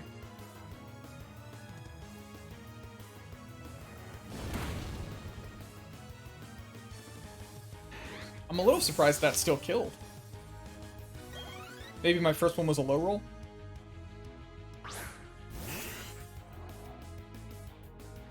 I don't need to deal with another one of these things.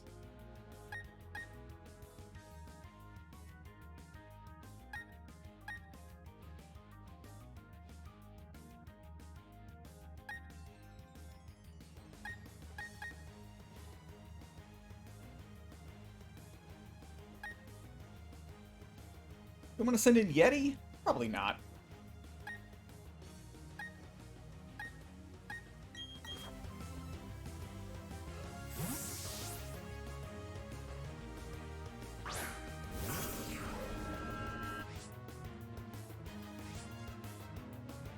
Yeah.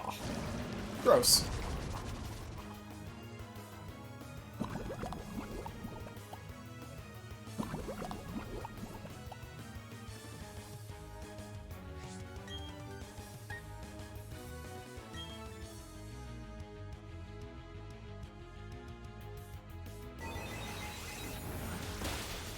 Wow. Oh, right, light screen.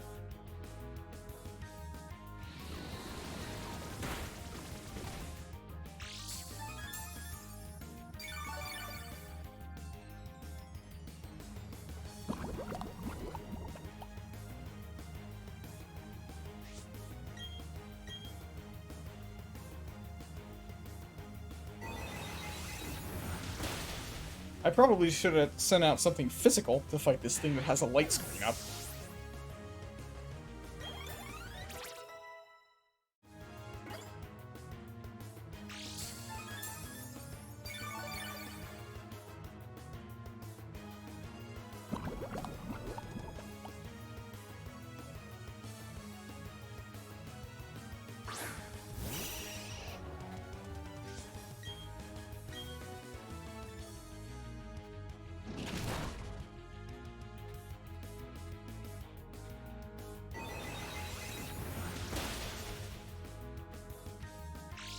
And now I think I should definitely switch because of Toxic.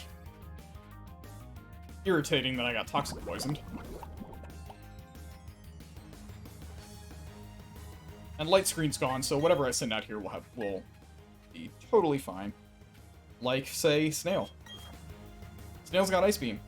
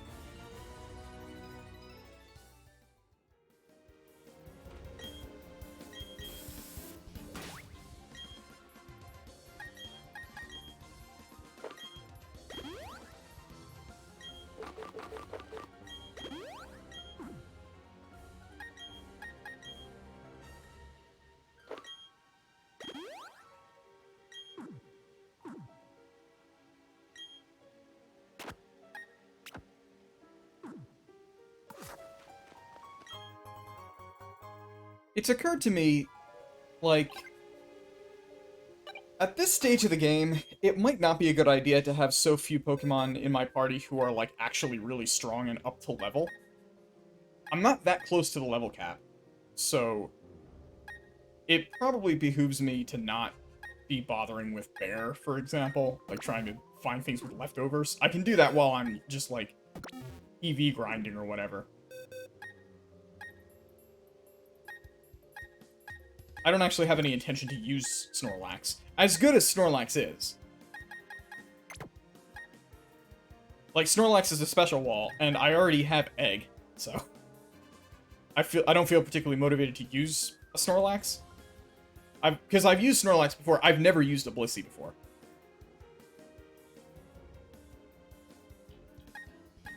Of this group, Snail pulls its own weight. I would like to train Yeti so I'd have an Abomasnow. I want one other thing that's really strong. So that means... Skuntank, Gyarados. This thing isn't really up to level yet. Bat. Horse sucks.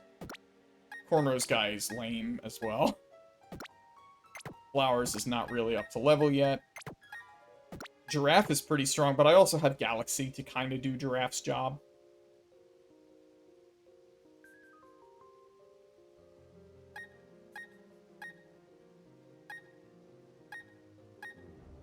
let's get Goldfish in.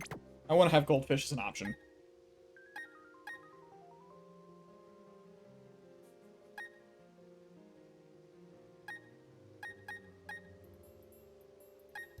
And just to maximize Yeti's XP, I guess we'll lead Yeti.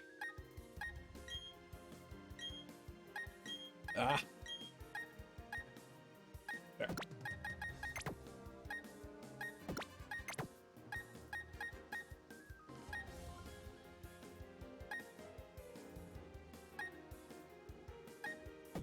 Goldfish really does not need an item, but Citrus Berry's fine, I guess.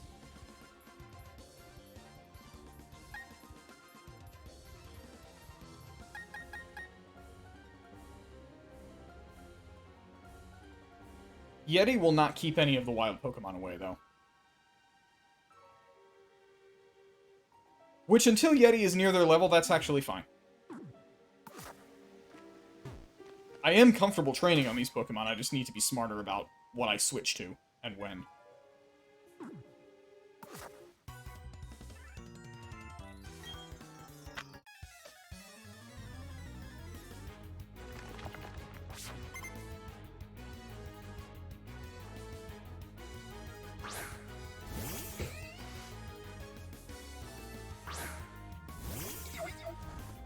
Stunky is not a good matchup for Snoper.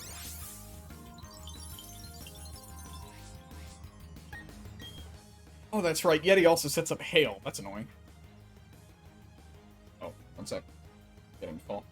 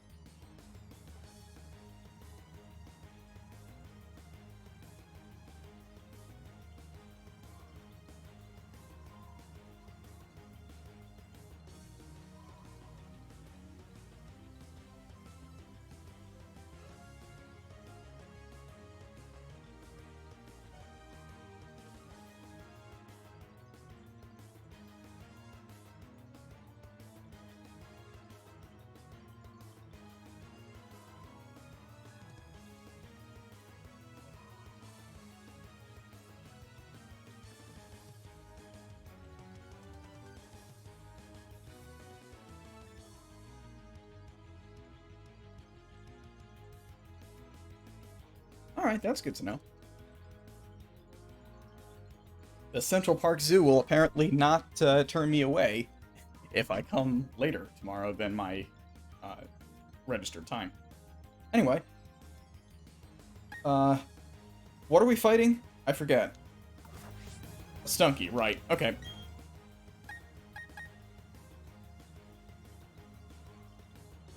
This actually... I think Turtle actually resists poison. And Earthquake is super effective. So, this is a reasonable switch.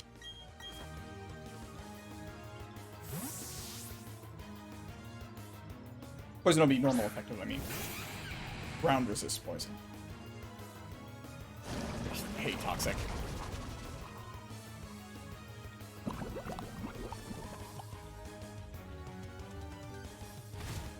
Toxic plus Hail Chip is really irritating. Of course, I have no one but myself to blame for the hail.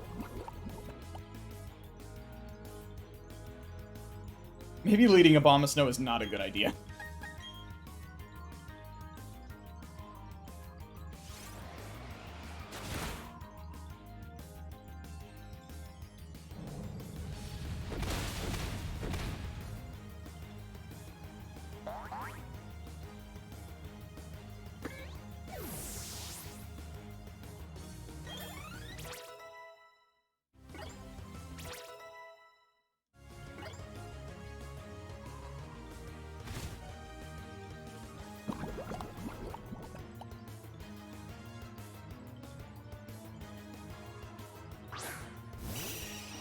That is not a good matchup for Turtle.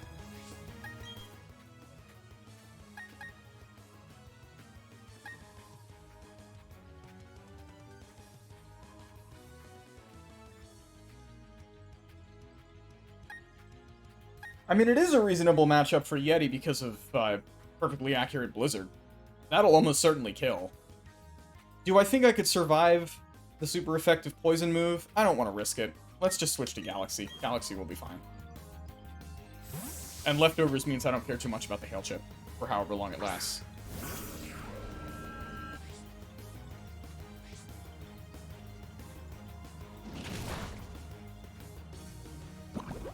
Of course it gets the poison.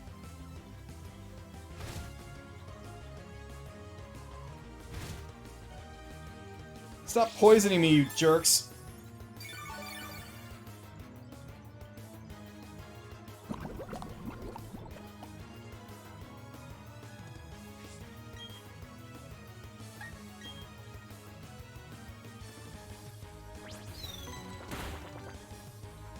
Oh, right.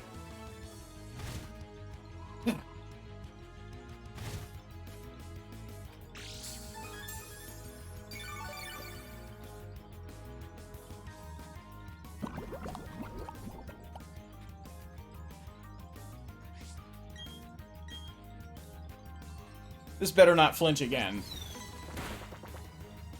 Oh, you gotta be kidding me. At least it's not hailing anymore.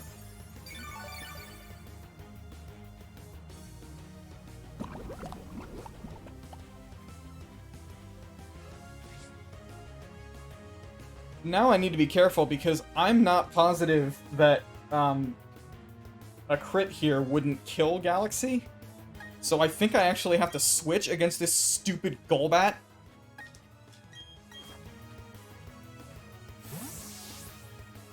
Here, have a Gyarados. Take one giant helping and fuck off.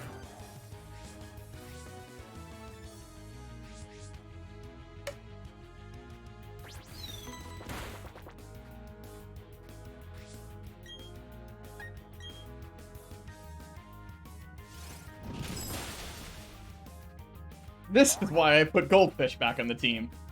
Gyarados solves every problem.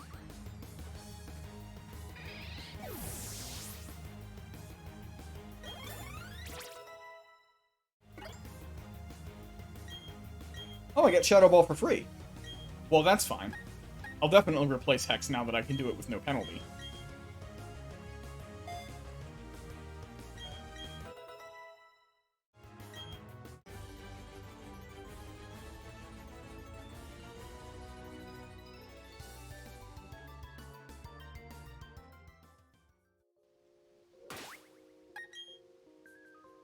Now we gotta heal and cure poison twice.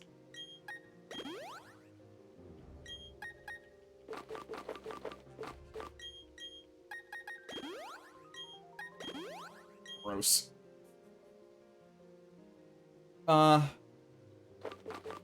You know what? Do I have any do I have any rare candies? I have 6. Okay, you know what? I'm just gonna make this an Abomasnow.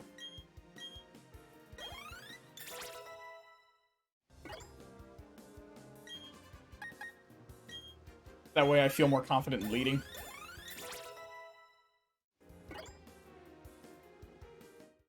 Because, like, as Abomasnow, this thing is gonna be actually terrifying. Because once it evolves, I think that's when it gets Woodhammer.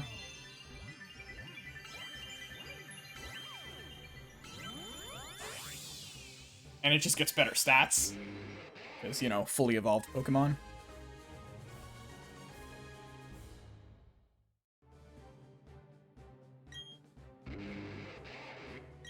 It is the Abominable Snowman! Ah!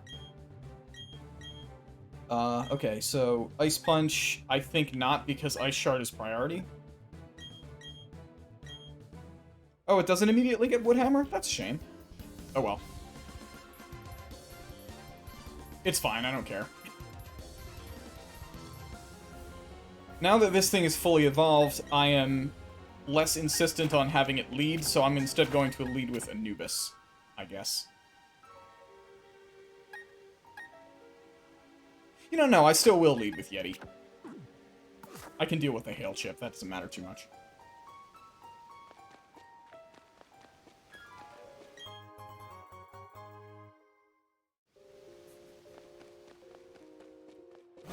And up here it won't matter because it's hailing anyway.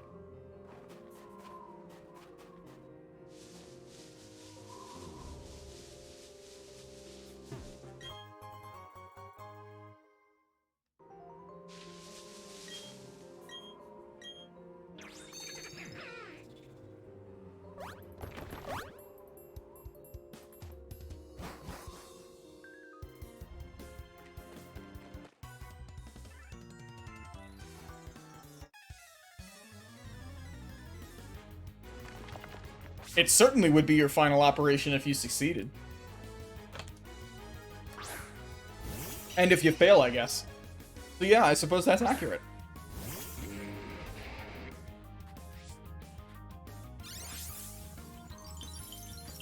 Alright, let's do this. Guaranteed blizzard.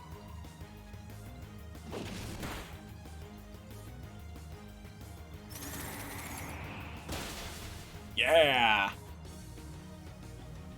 Take that, Golbat. You don't get to poison me today.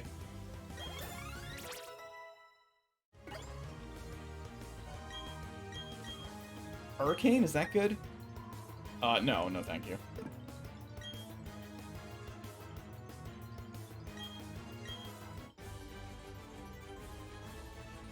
Anytime I see 70% accurate, I am not interested.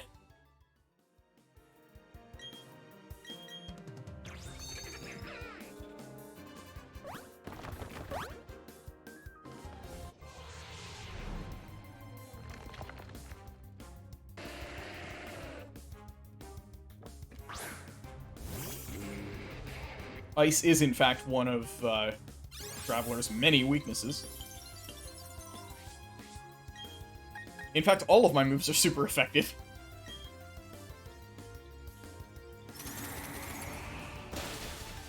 Oh, right, sturdy. Oh no, Stealth Rock! Whatever will I do in this wild Pokemon battle? Also, Hail. Bye.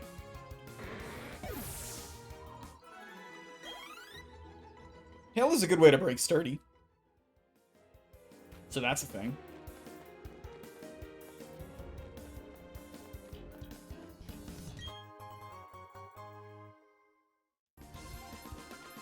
These hidden items are not very well hidden.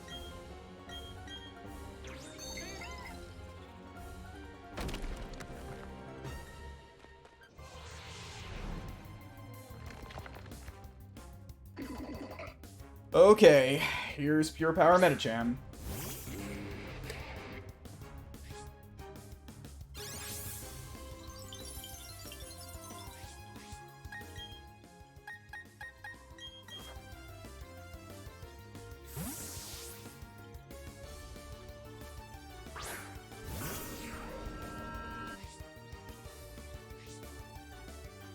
Power Trick? What does that do? Oh. I don't know if that's actually good.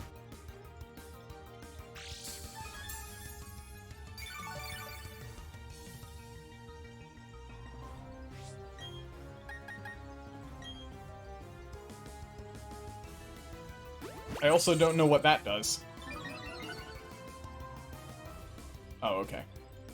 Why would you do that with Medicham?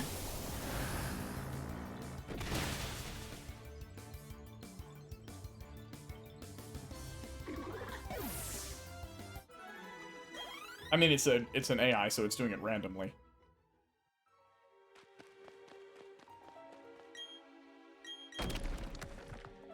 Oh, that's not a thing? I'm surprised.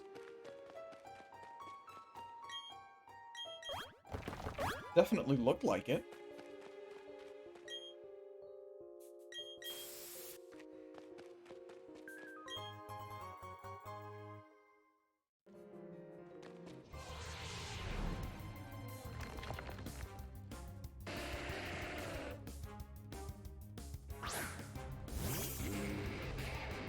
You get to use a move, but then Hail Chip will kill you.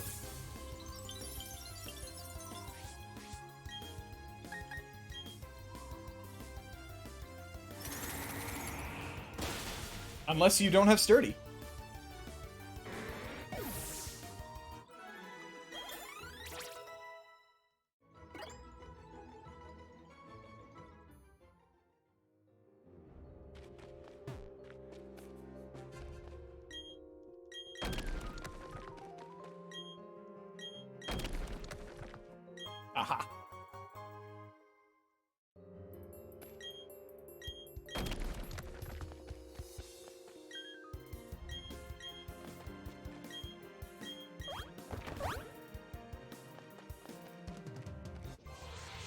Okay, I can't go that way yet.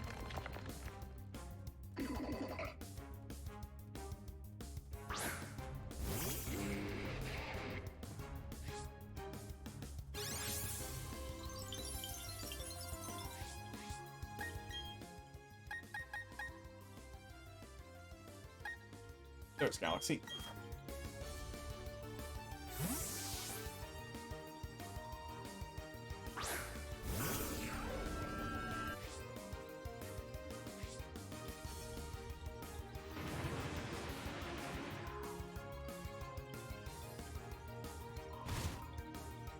Psych Up is always fun on wild Pokemon, because they tend to use it when it gives them no advantage. Thus.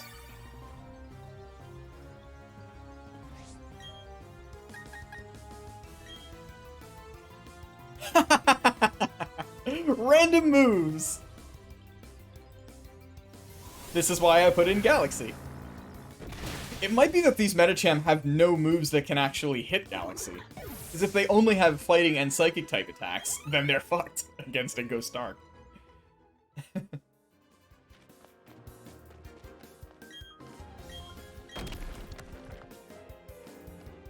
Nothing there? Alright.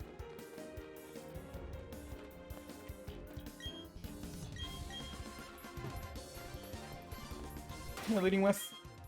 Right. I'm out of blizzards almost, but that's okay.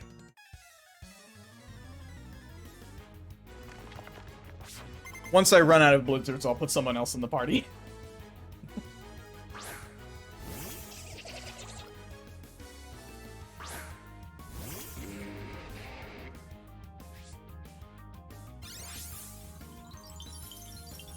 Krogunk is a really bad matchup for Yeti. Snail is good though. And Snail's recover, and Snail has recover, so I don't care about Tail.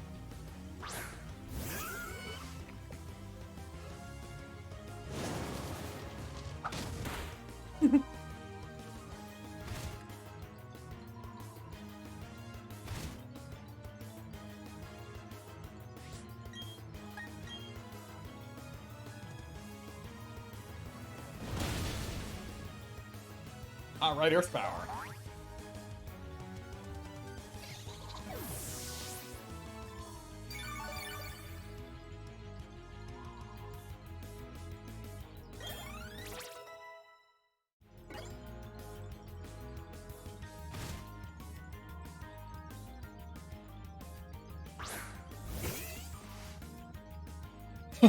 Earth Power is also good here. Oh, would you stop it?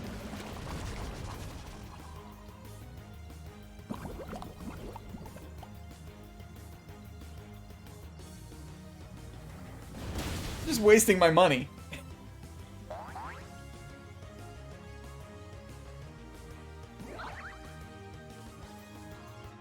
Friendship crit, gotta love that.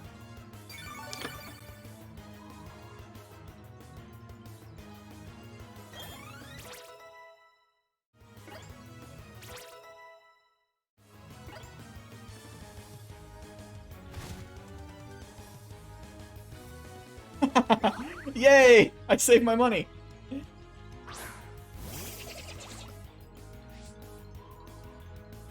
Thanks, Snail.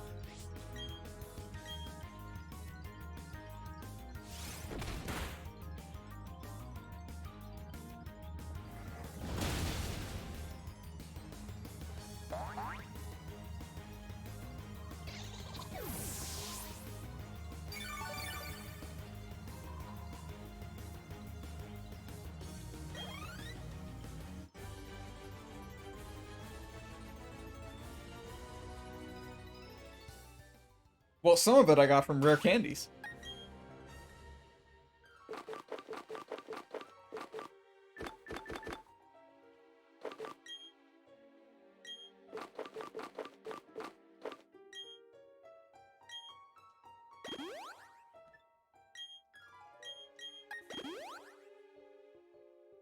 That is such a waste of a hyper potion. Particularly on a thing that has a shell valve. Oh well.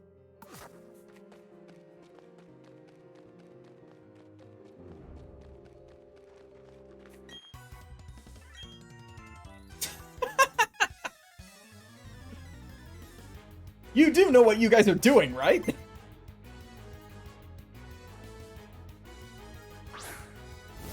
Oh man, this thing is probably gonna get killed by Ice Shard. Ice beats Bug, right? I mean, probably. Most things beat Bug. No, it doesn't. Alright, fine. It's still a Wurmple, so I don't care, and I'm gonna kill it with Ice Shard. Wonder how many it'll take. 2 is the answer. Oh, you gotta be kidding me! Stupid poison moves. At least I didn't get poisoned by this one.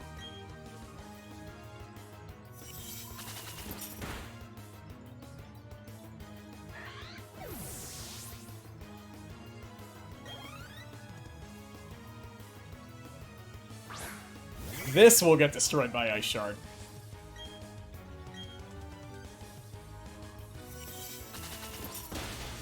Oh, not quite. I guess maybe because it's fully evolved. Probably better stats than Wurmple.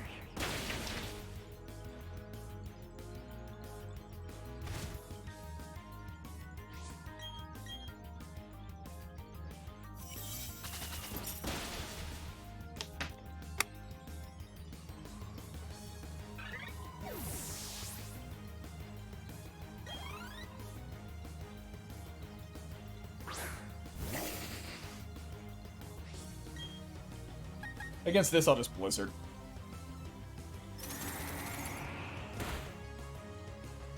Disrespect.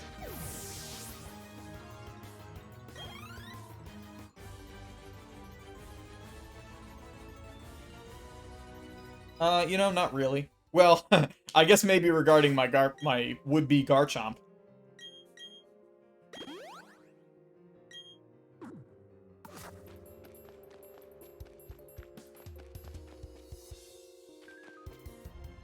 Oh, I just went around in a big circle, didn't I?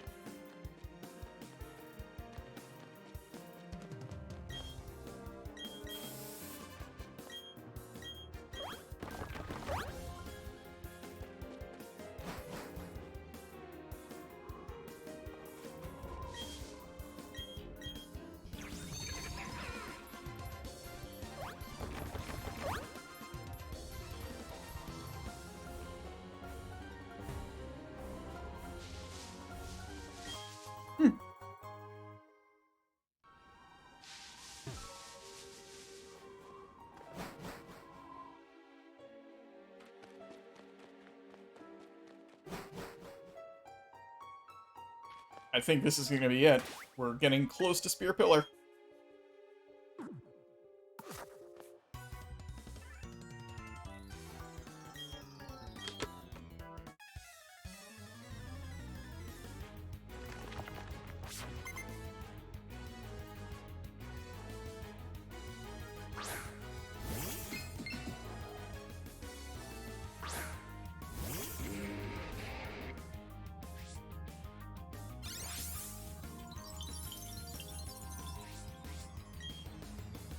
None of your moves are good on Bronzor. I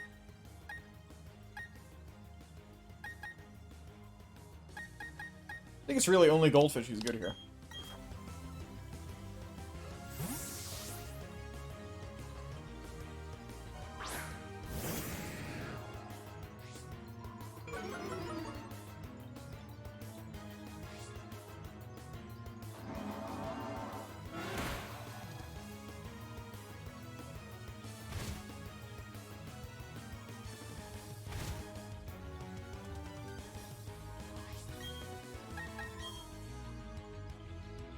Sabine. It's pretty early for you. Day off?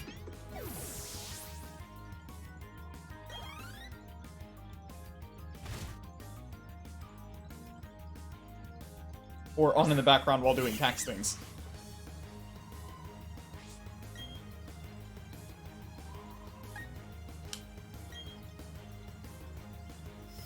All shall fall before the might of Gyarados.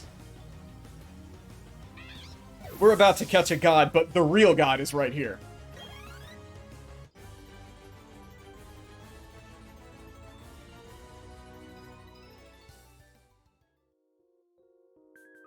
nice.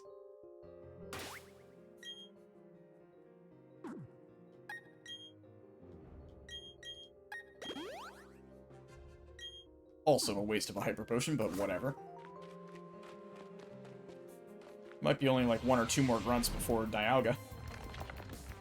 Oh, but before that, random wild Machoke jumps out. Yo, dog, I'm gonna let you finish.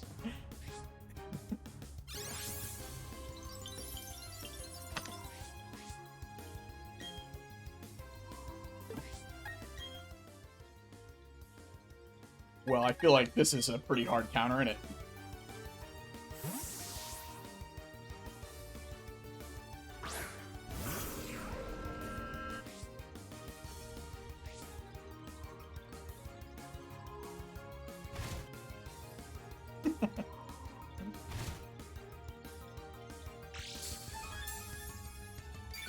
I could not stand Junior Troopa. That character was so stupid. Like, it was never a fun fight, and the character itself was obnoxious.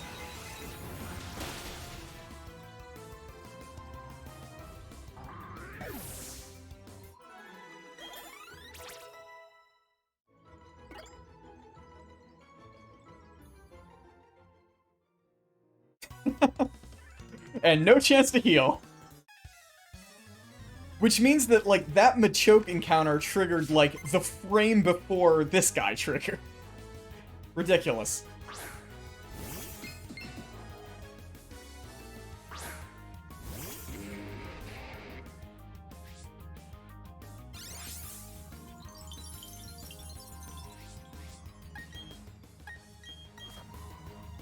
Guess we'll solve this the same way, right?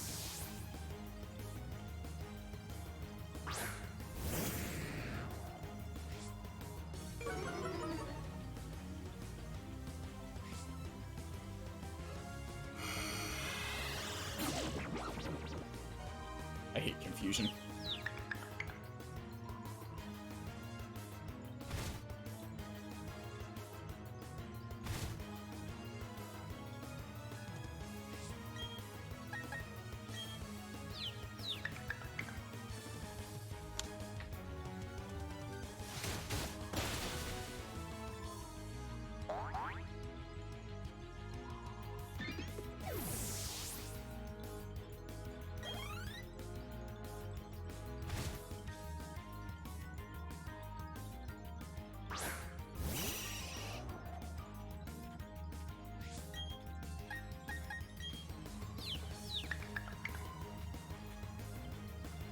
It's actually very possible that Waterfall is a better choice there, despite being despite Ice Fang being super effective. Just because Waterfall's an inherently stronger move, and with Stab, might be higher base power. In a more serious battle, I would actually do that math and figure it out.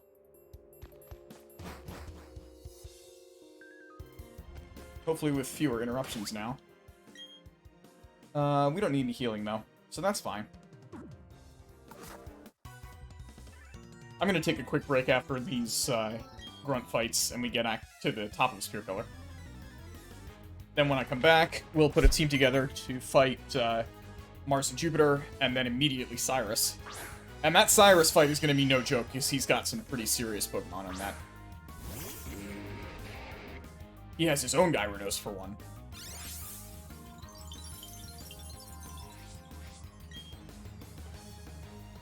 I think some respect is required there. I'm just gonna Blizzard you.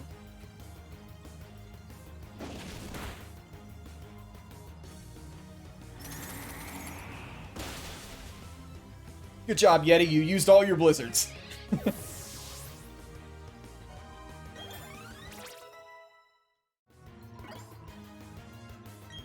Don't need Sword Stance because you're special.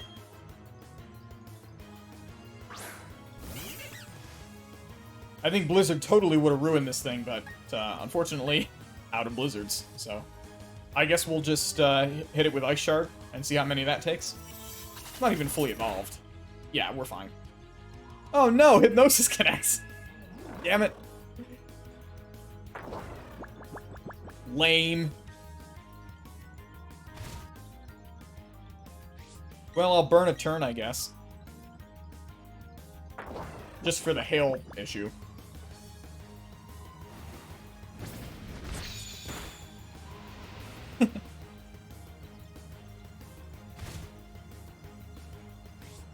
He used all his blizzards and now he's tired.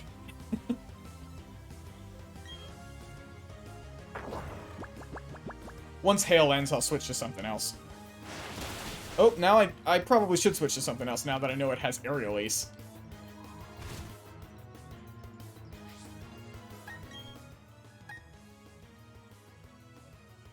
Although that was a crit. Like, I think I'll be alright. I might even just wake up. Yeah, we're good.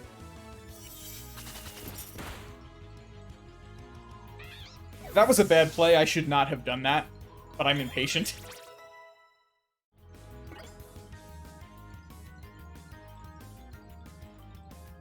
Alright, good timing. Because Abomasnow is not good against Bronzor, but Gyarados is.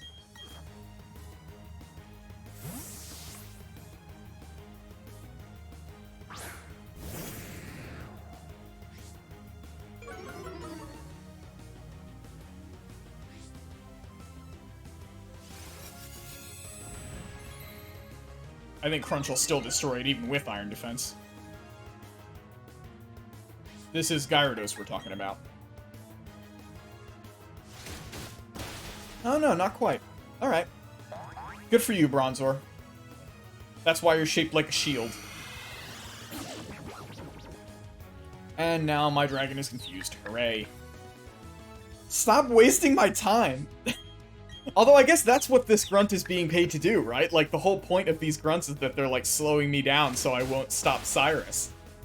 So the fact that they're using, like, really annoying moves that force the battle to take a long time makes sense in universe.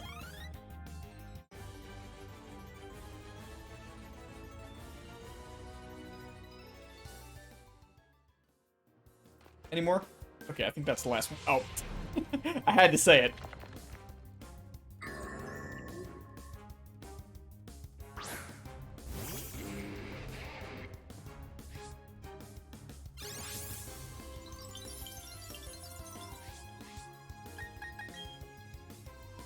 Alright. Now we're done here. So, it's just Spear Pillar. And the Mars-Jupiter fight. So, when I come back, we'll put the team together and do some, like, actually challenging fights.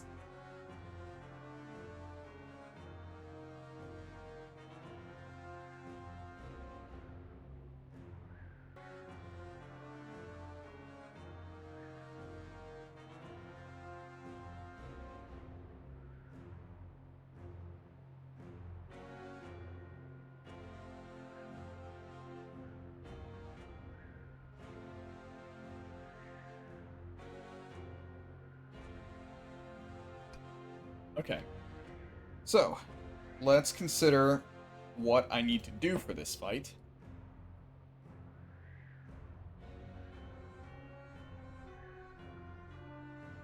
I will need to fight two grunts alongside Barry. Barry will have a Munchlax. The Munchlax is fairly useless. So I've basically got to do a double battle by myself. And then this whatever team I send out against Mars and Jupiter immediately gets sent out against Cyrus.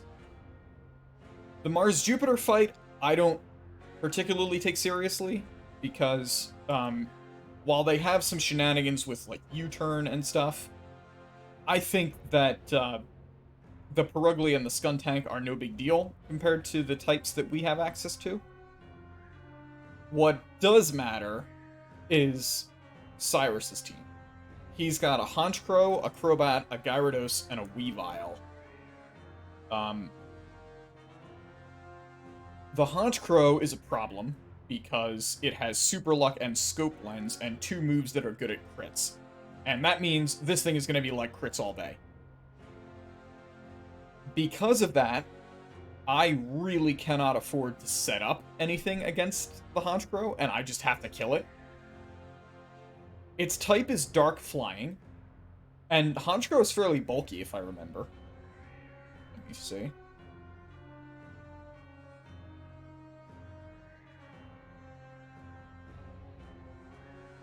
Oh no, actually, Honchkrow is not particularly bulky.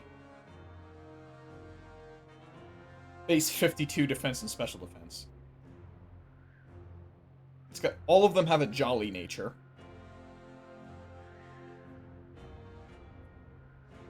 Which is plus speed plus speed minus special attack. Ugh, that's really irritating, because all of his Pokemon are fast sweepers. His Crobat also has Infiltrator, which means that, what's it called? Substitute strats will not work against that thing.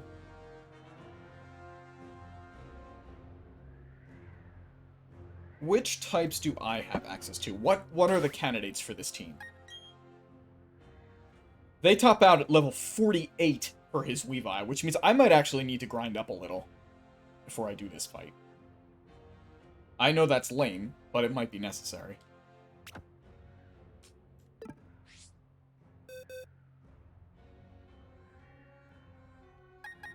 I think the strongest possible team that I can put together would be something like this.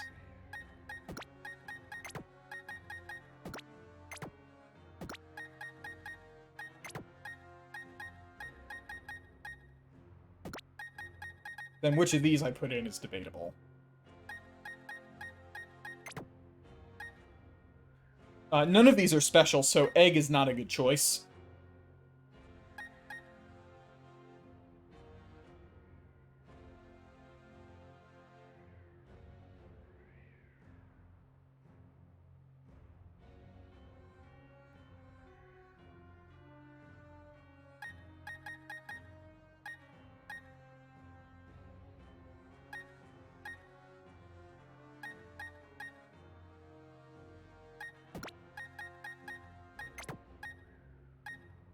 It's not necessarily unreasonable to have both Skunk and Bat on the team if they're doing different things. Because Skunk doesn't have any poison moves, and Bat doesn't have any flying moves. So, like, I'm not losing on coverage by doing that if I don't have vulnerabilities by doing that.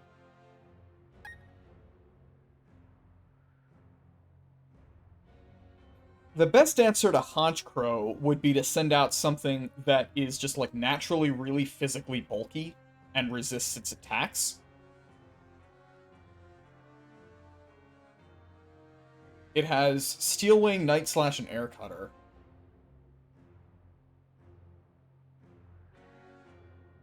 Dark and Flying have a lot of good coverage together.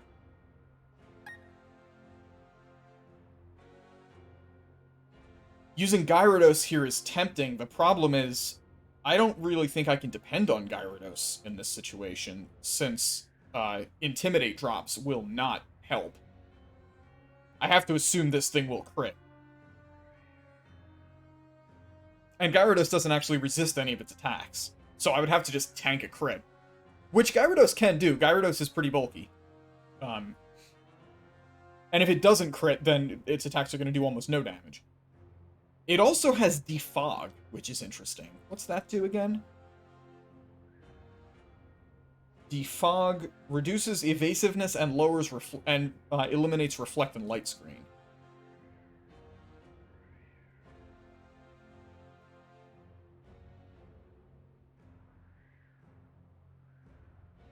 This Honchkrow, I think, is the first thing I've encountered that I'm actually scared of.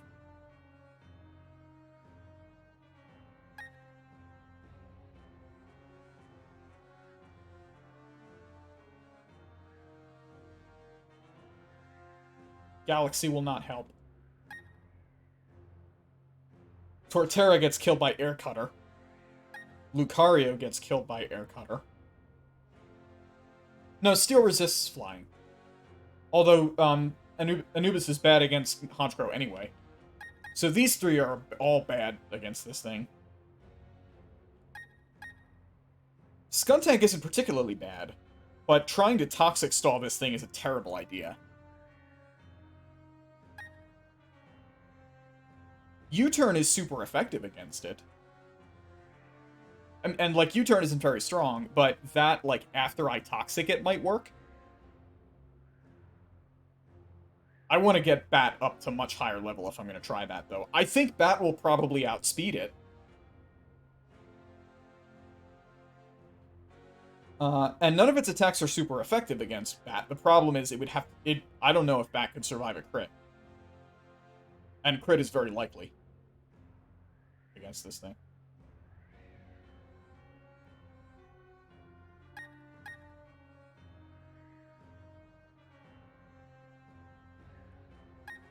What are my other options?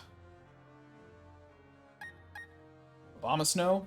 Abomasnow's bad here because of Air Cutter. Unless I could guarantee that Ice Shard would kill it, or if I could guarantee that I'd go first with Blizzard. But I very much doubt that Abomasnow is going to be faster.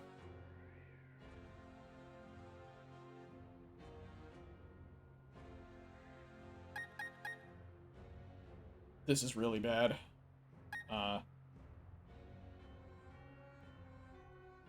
Bear is also not particularly helpful here, because Bear is a special wall. Machoke is terrible.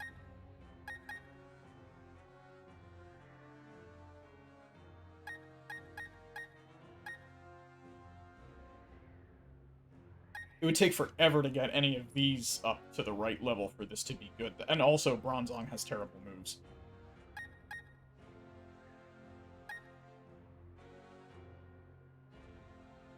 This is a really bad matchup for Acorn, if I were to go with that.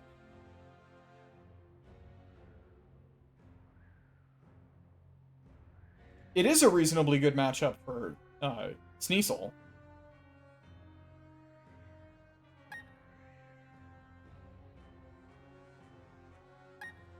Tentacruel isn't defensively bulky enough.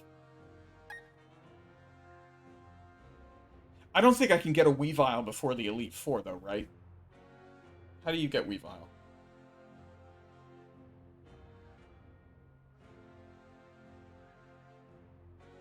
Level up at night while holding a Razor Claw. Yeah, I don't think I have access to that.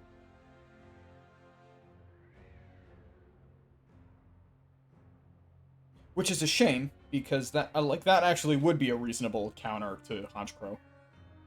I'd have to do a lot of leveling, but I would do it if I had to. Honestly, this is a situation where the thing that I would really want to do would be, like, self-destruct Electrode. Could I just put Explosion on Rock?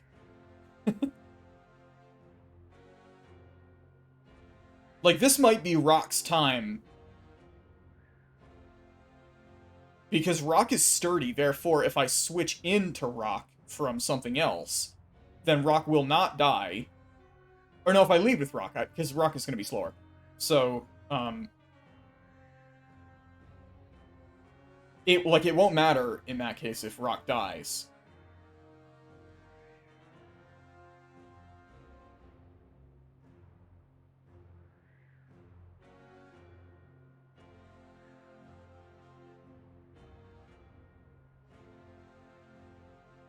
Ugh, it's gonna take forever to grind Rock up from 30 to 49. I really don't want to do that. Like, it would be so tedious to do that. Even getting it up to 45 would take a while.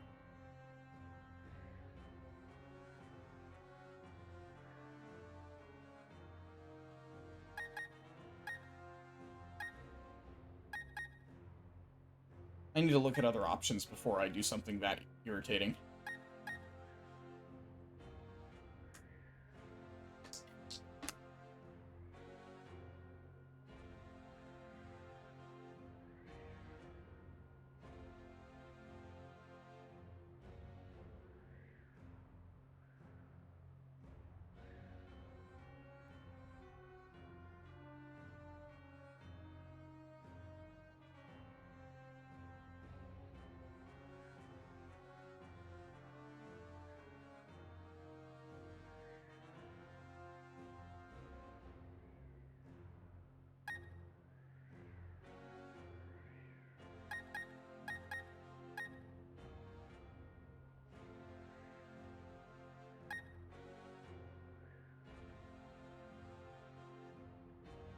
It's unfortunate that that Turtle is so bad here, because I would love to be able to set up Earthquake and or Leech Seed on this thing.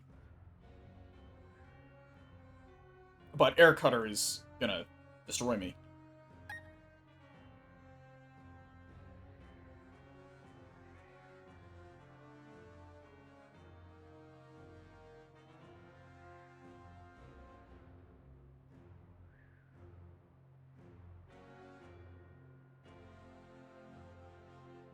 What if I teach Spiritomb Dazzling Gleam?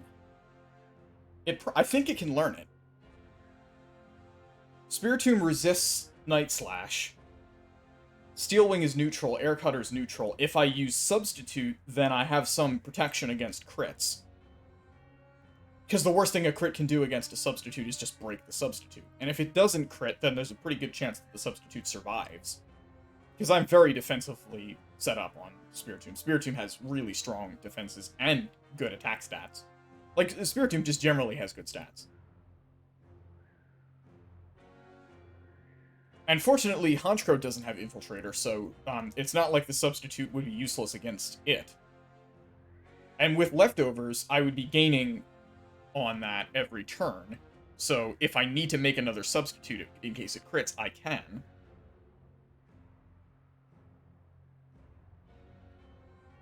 I don't think that a crit would kill me on the first turn, which is the problem that I would have to deal with, although it's possible that if it crits on the first turn, I wouldn't have enough health left to make the Substitute. And I very much doubt that Spiritomb would be faster. What is Honchkrow's speed? It has pretty low defenses, so I assume its speed is high.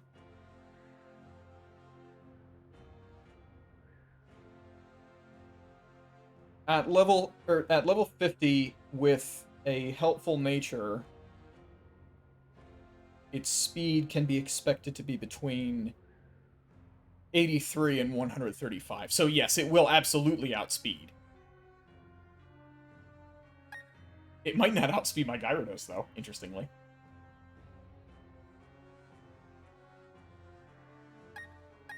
It would not outspeed my Crobat. Unless it has a 31 speed IV.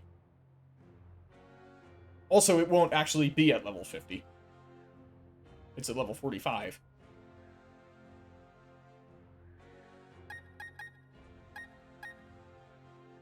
It's conceivable even that Anubis would outspeed.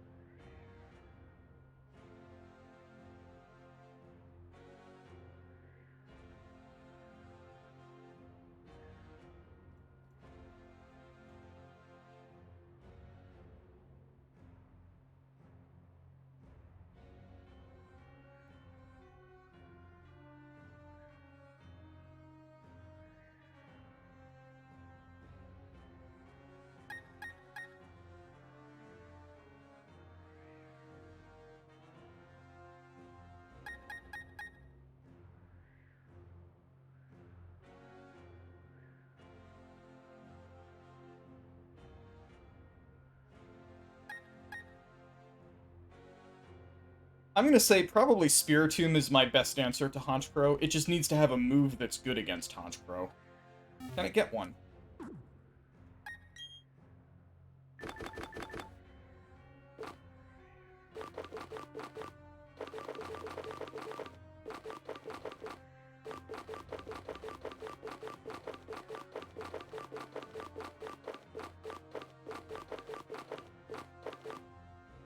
It can't get Dazzling Gleam. Okay. Can it get anything else?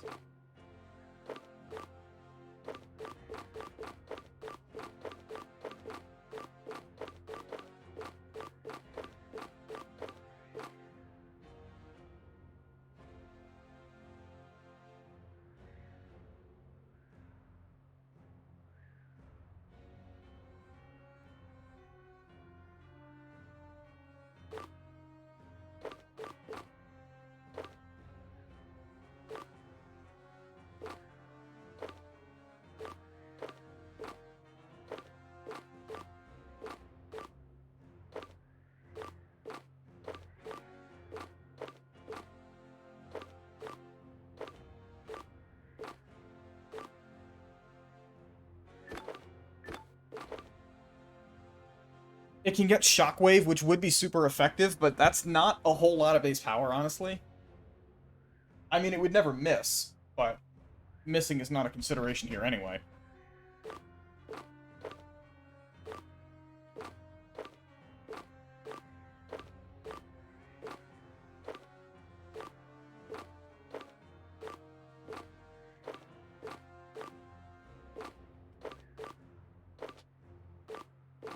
Alright, Galaxy can't learn a move, at least by TM, that would be effective against Honchkrow. That's unfortunate.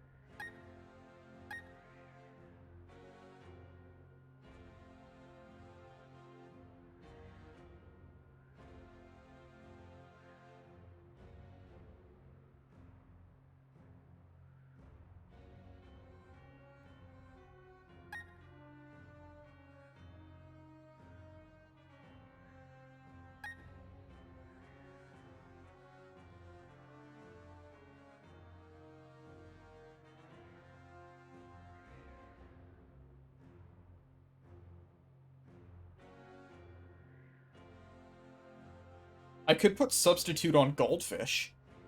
Goldfish will outspeed, I think. Which means that I would get the Substitute off before it attacks me.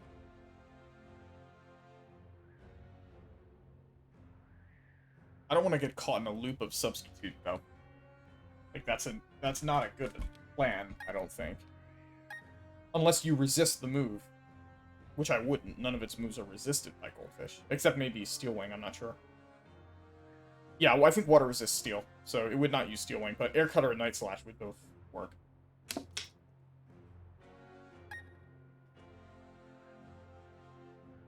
Like, I don't think I have anything that resists all of its moves.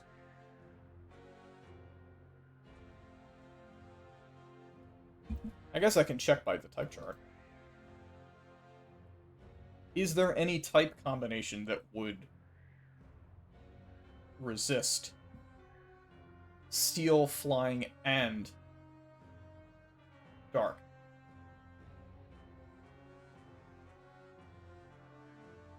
Dark is resisted by Poison, Dark, and Fairy. Steel is resisted by Fire, Water, Electric, and Steel.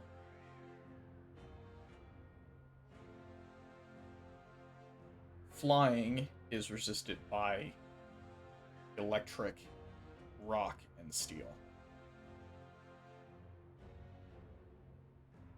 A Steel type would resist both Flying and Steel.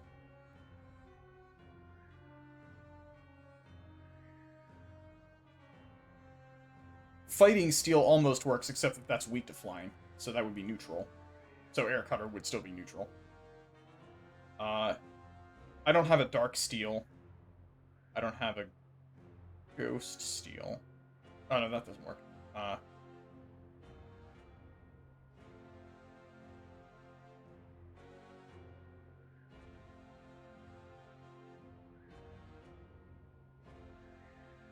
Fairy Steel would also work if I had Klefki.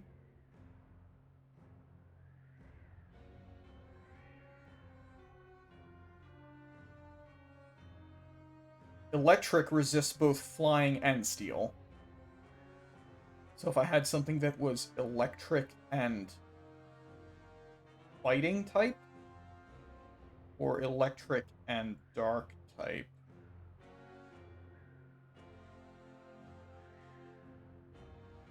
My only electric types are pure electric. That would resist 2 of the moves, and that would leave it with Night Slash, but Night Slash is the strongest of its moves.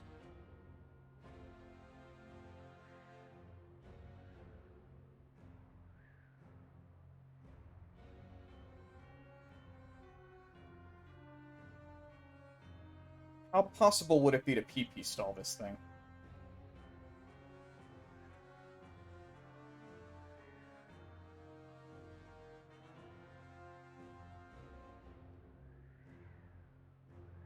Air Cutter has 25 PP. Night Slash has 15. Steel Wing has 25.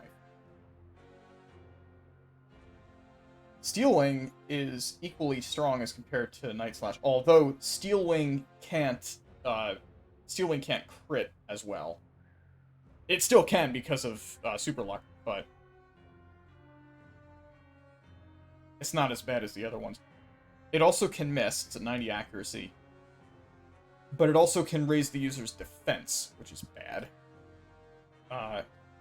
Air Cutter is special,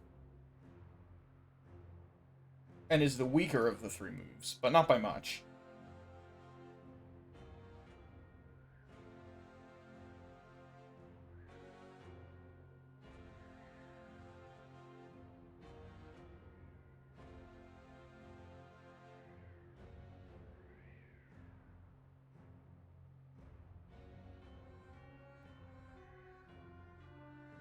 My best bet might be to use something where it prefers to use Steel Wing, since their crits are slightly less likely.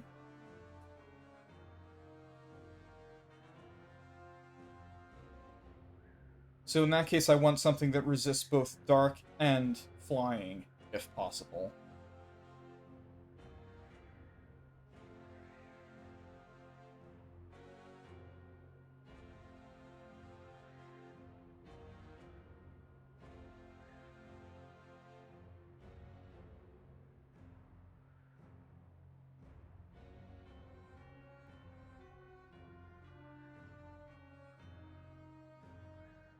Which is hard to do.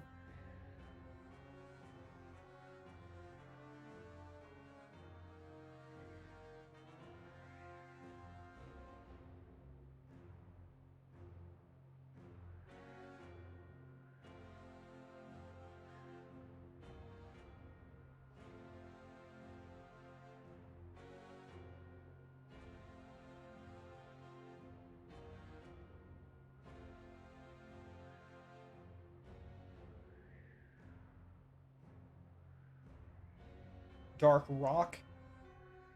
Dark Steel would solve this problem. But I don't have that.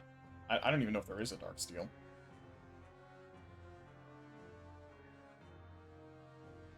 Dark Electric? I don't even think that exists. Yeah, I'm just not going to resist all three of these moves, and that's the way it is. Man, that's a problem.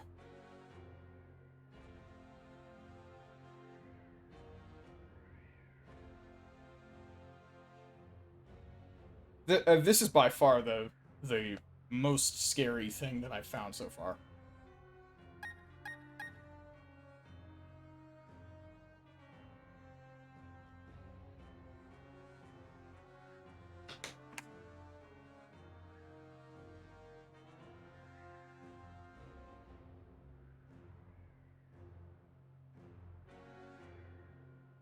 Do I have something that's specially bulky that resists both Night Slash and Steel Wing so that it would use Air Cutter preferentially and would then resist, then that would then get resisted?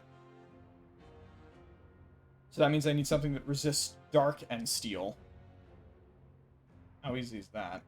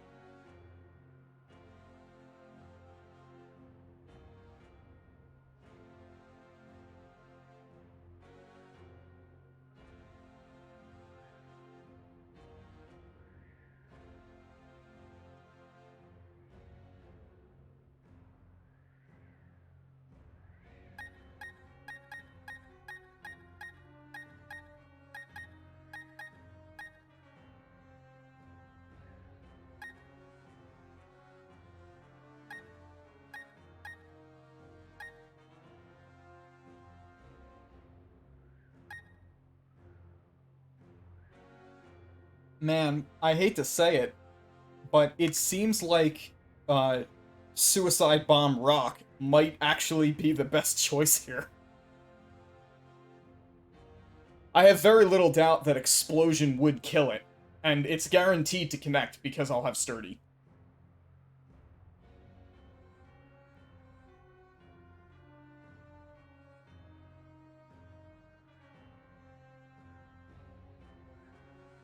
What level does Rock get Explosion? I know I can teach it self-destruct with the move tutor.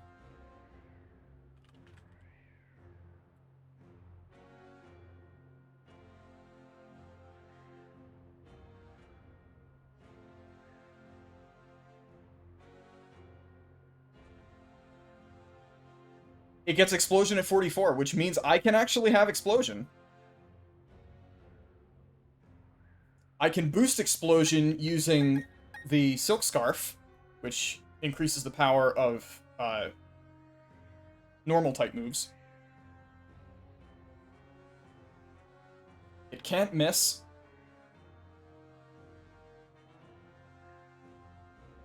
It won't have Stab, but it's still Explosion.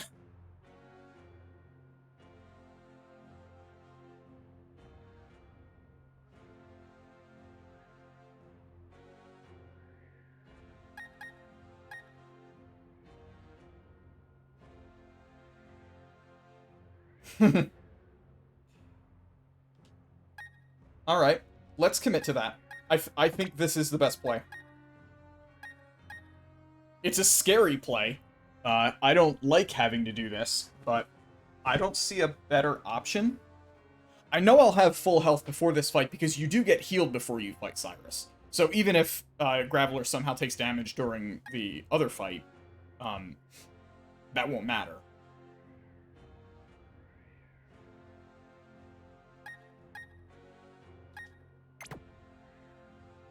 Rock has to lead for this to work.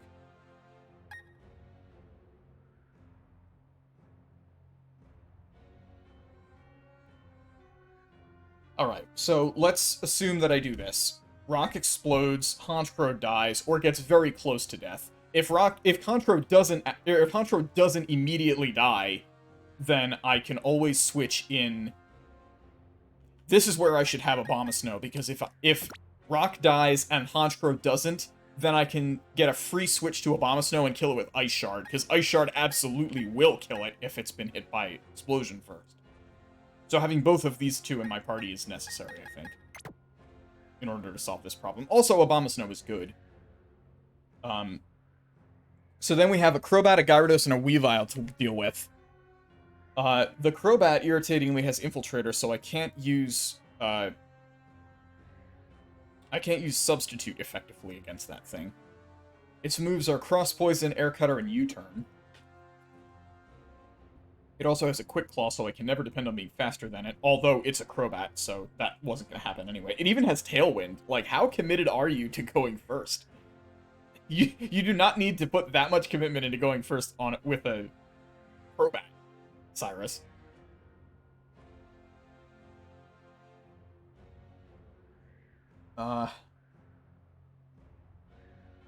Against this thing...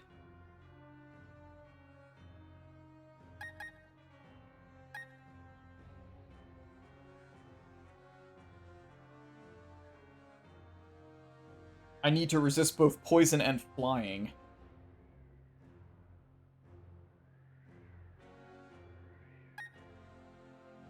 Anubis is actually not bad here, because Anubis is immune to... Anubis is immune to poisoning. And doesn't care about Infiltrator. So if I can teach Lucario a move that actually damages a poison flying type, that would work. As it stands, none of his moves will be good against it.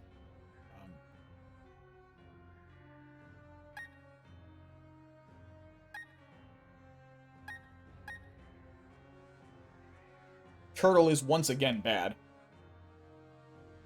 Frost Poison is normal effective, but Air Cutter is still super effective.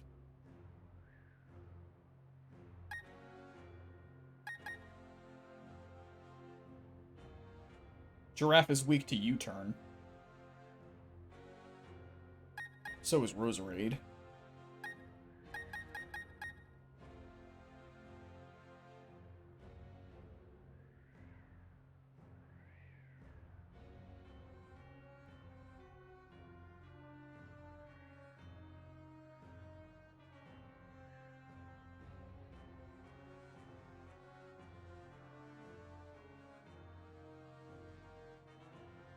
Galaxy would be a good choice here, I think. None of those moves are super effective on Galaxy. And Crobat doesn't have super luck, so I don't care. So crits are not as likely. I can't use the substitute effectively, but that's fine. That's not the only thing Spiritomb is good at. I can probably still get off one nasty plot. I would have to tank 2 attacks. No, I'd have to tank 3 attacks, because realistically I'm switching in after... Okay, so there's one of 2 situations that would happen here. Either Rock explodes and I get a free switch. Or, sorry, Rock explodes. If Honchkrow dies, then I get a free switch. So anything comes in and that's fine. If Honchkrow doesn't die and I'm forced to switch to Yeti, then I'm using Ice Shard and now something else is... Well, actually, it's not clear that the Crobat would come out next. What would it see as a move that it would want to use against Yeti? I mean, it's very possible that it would be Crobat. Because Cross Poison.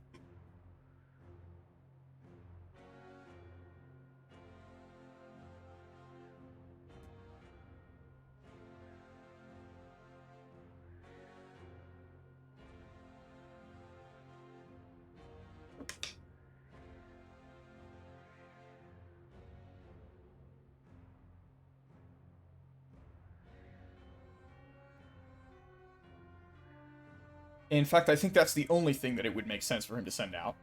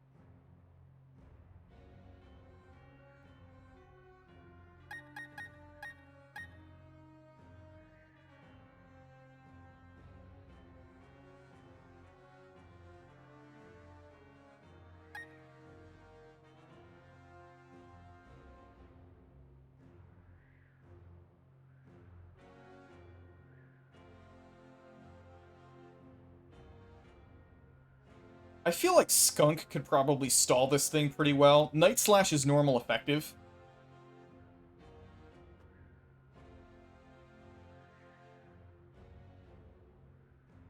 Do bugs resist, or do poison types resist bug attacks?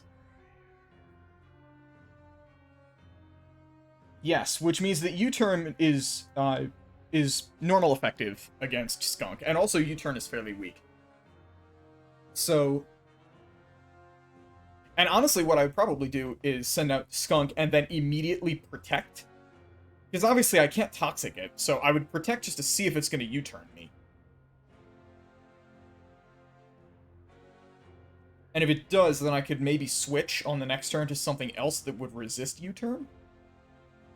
So I think Skunk might be a reasonable answer to Crobat, and given that, I might need to change Skunk's moveset. Their Gyarados has Ice Fang, Waterfall, Crunch, and Earthquake. Man after my own heart. That's 3/4 of my own Gyarados.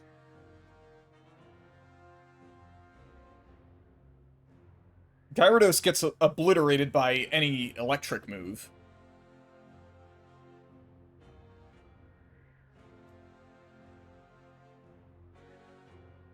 My Gyarados is immune to its Earthquake, resists its Waterfall, and so it's restricted to Ice Fang and Crunch. So if I were to send in my own Gyarados against his, we'd both have a physical attack drop, but I could give my Gyarados Thunderbolt, and Gyarados with Thunderbolt kills Gyarados, ironically, so Goldfish is my answer to his Gyarados. That leaves the Weavile, which has Metal Claw, Fling, Dig, and Aerial Ace. Dark Ice is destroyed by any fighting type.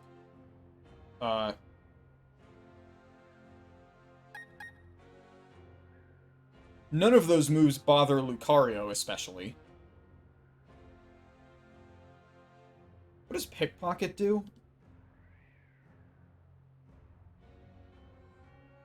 Steals an item, but it can't do that until it actually uses its item, and it's currently holding a Chople Berry, which it could fling at me, I guess? What does this berry do?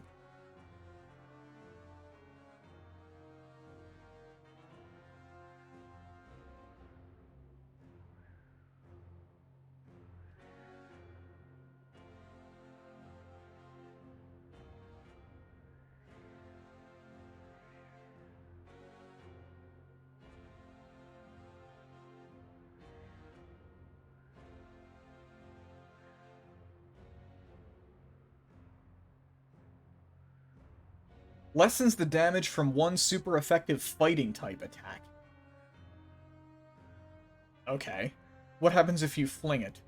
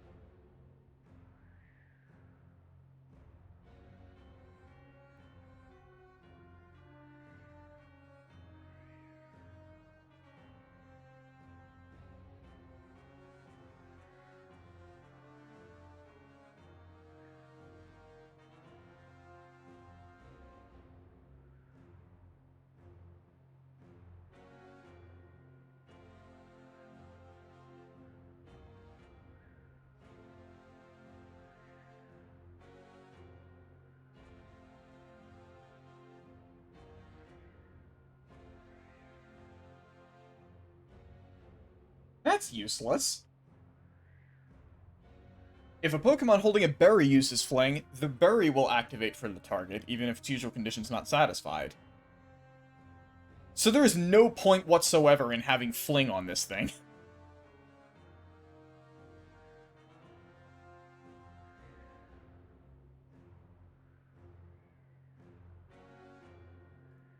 Why would they give it Fling? I don't understand. I'll be back in a sec.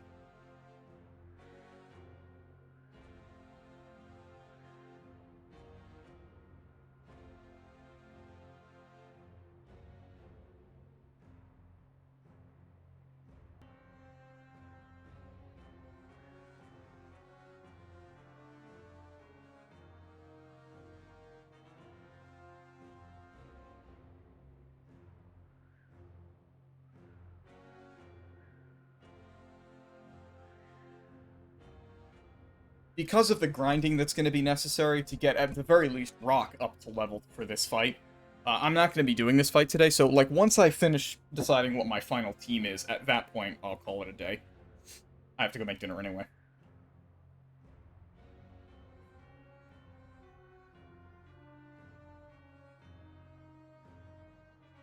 Okay, so realistically, this thing would be attacking Anubis with Dig, which means that if I teach Anubis Protect, that would completely negate Dig.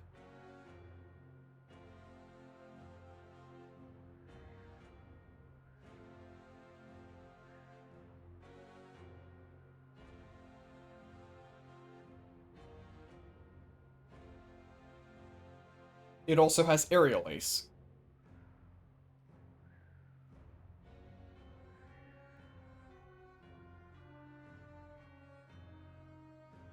Which doesn't miss and is just a 60 base power flying move.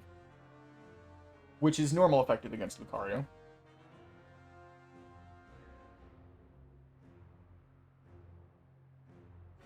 I should be able to just kill it with Drain Punch, I think.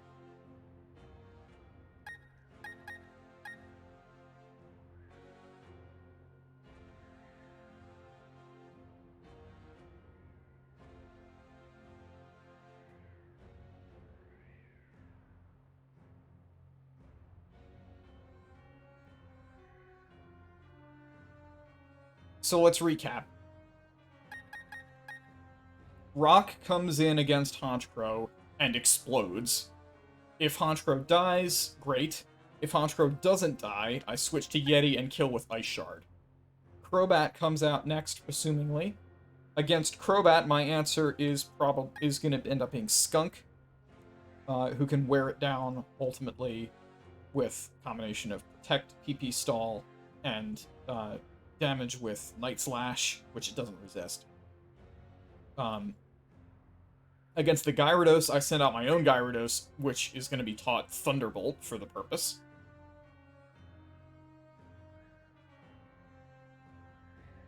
And then against Weavile, I have Anubis, who can handle all of its moves relatively well.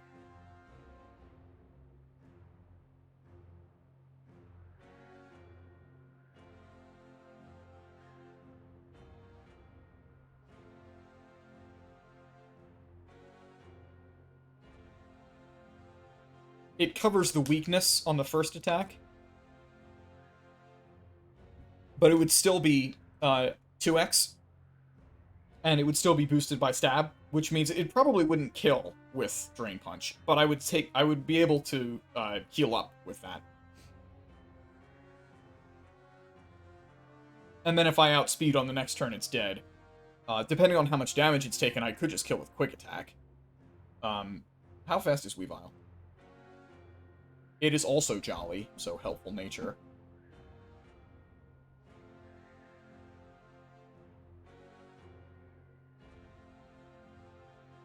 Oh wow, Weavile is very fast.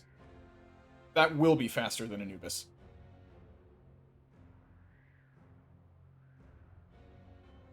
So I'll have to tank a couple of attacks.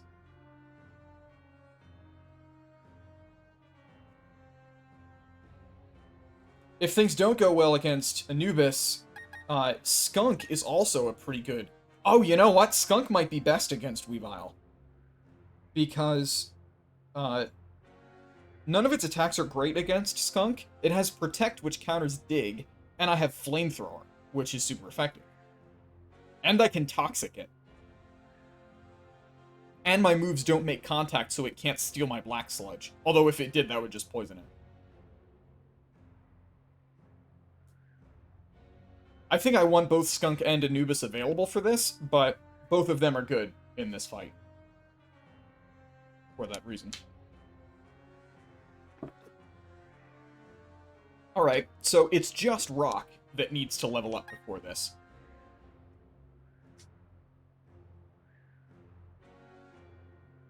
Let me make sure I have this right, because I think I also have to fight those two Team Rocket grunts first. I want to make sure everything is at approximately level 45 so we don't accidentally overlevel.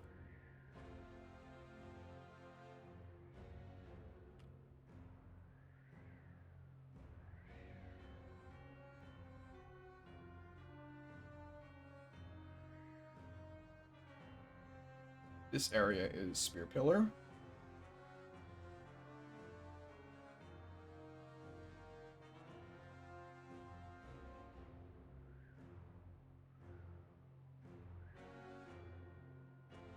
Oh, wow. Why am I saying wow? These are not particularly strong.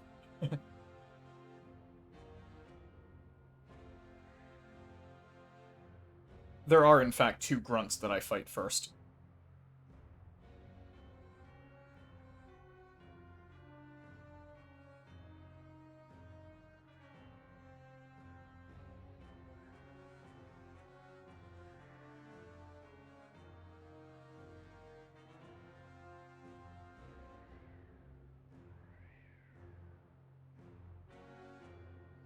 Alright. I guess I'll fight the grunts to get some levels on Rock.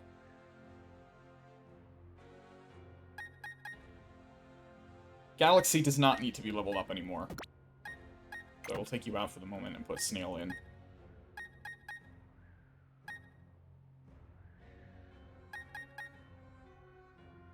They're level 38, so I guess we'll put Anubis first.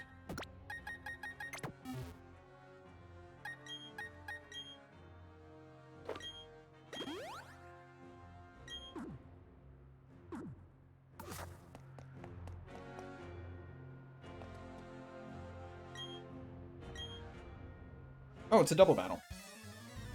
I didn't realize that. Oh well, I can handle it.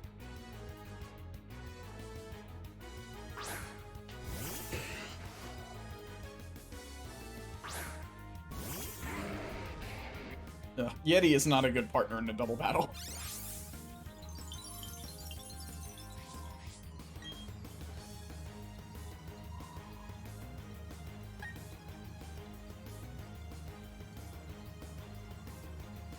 Snooky's Poison Dark, that gets wrecked by, that gets wrecked by Aura Sphere. Oh no, Poison resist fighting, so that's normal.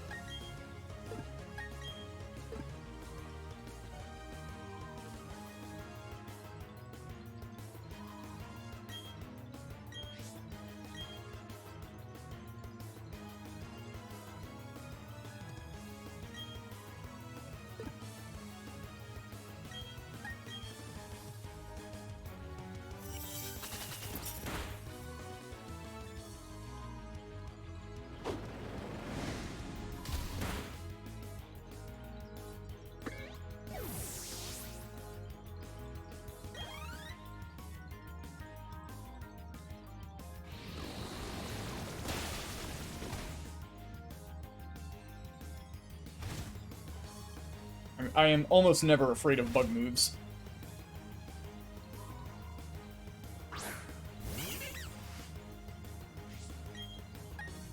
Well, you're dead.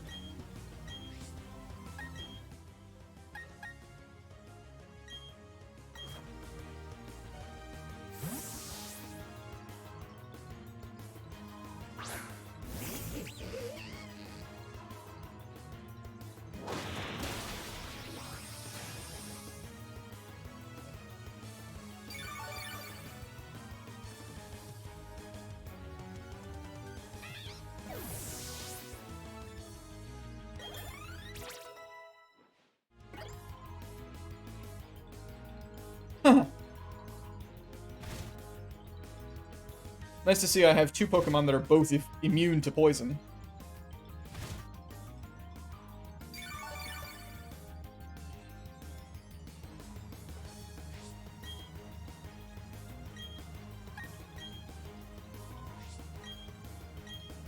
Gonna turn a Protect Stall for healing.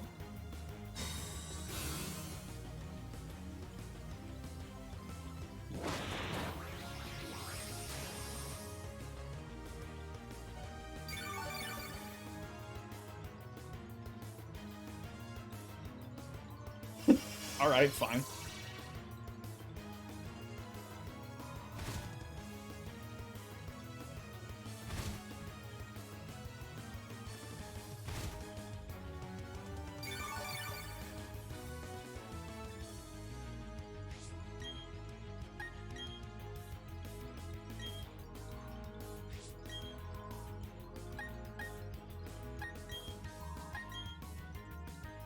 Aw, man.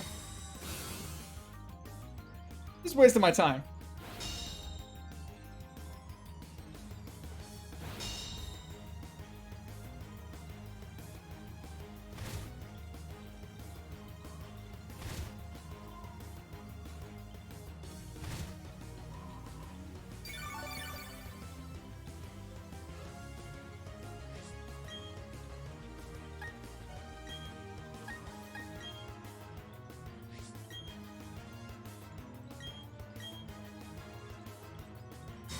What?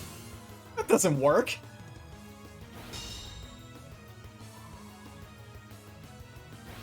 Come on.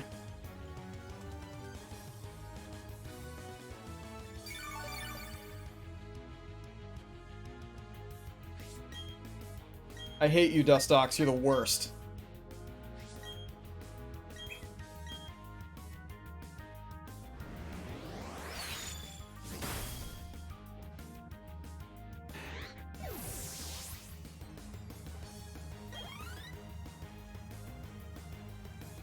I used a flamethrower against them. I burned my foes alive. Hooray!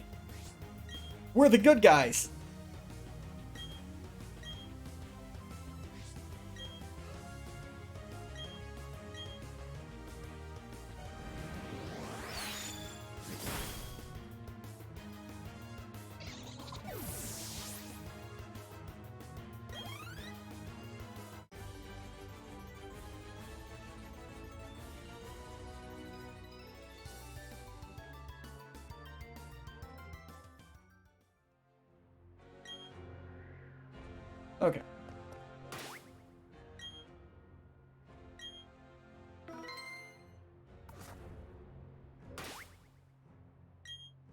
So now I just have to grind up this team to roughly level 45-ish. I can freely grind Rock up to level 49 if I want to, because he'll never be used again, and if he's at 49, then he will absolutely destroy the Honchkrow with Explosion.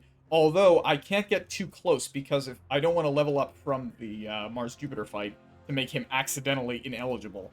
So maybe I'll just level it up to, like, 47 or something? I don't think I want anything to be higher than 47. In fact, I probably don't want things to be much higher than, like, 46. Let's stop at 46 for everything except Rock and 47 for Rock. That'll be my goal for grinding, which I will do off-stream. Thanks for watching.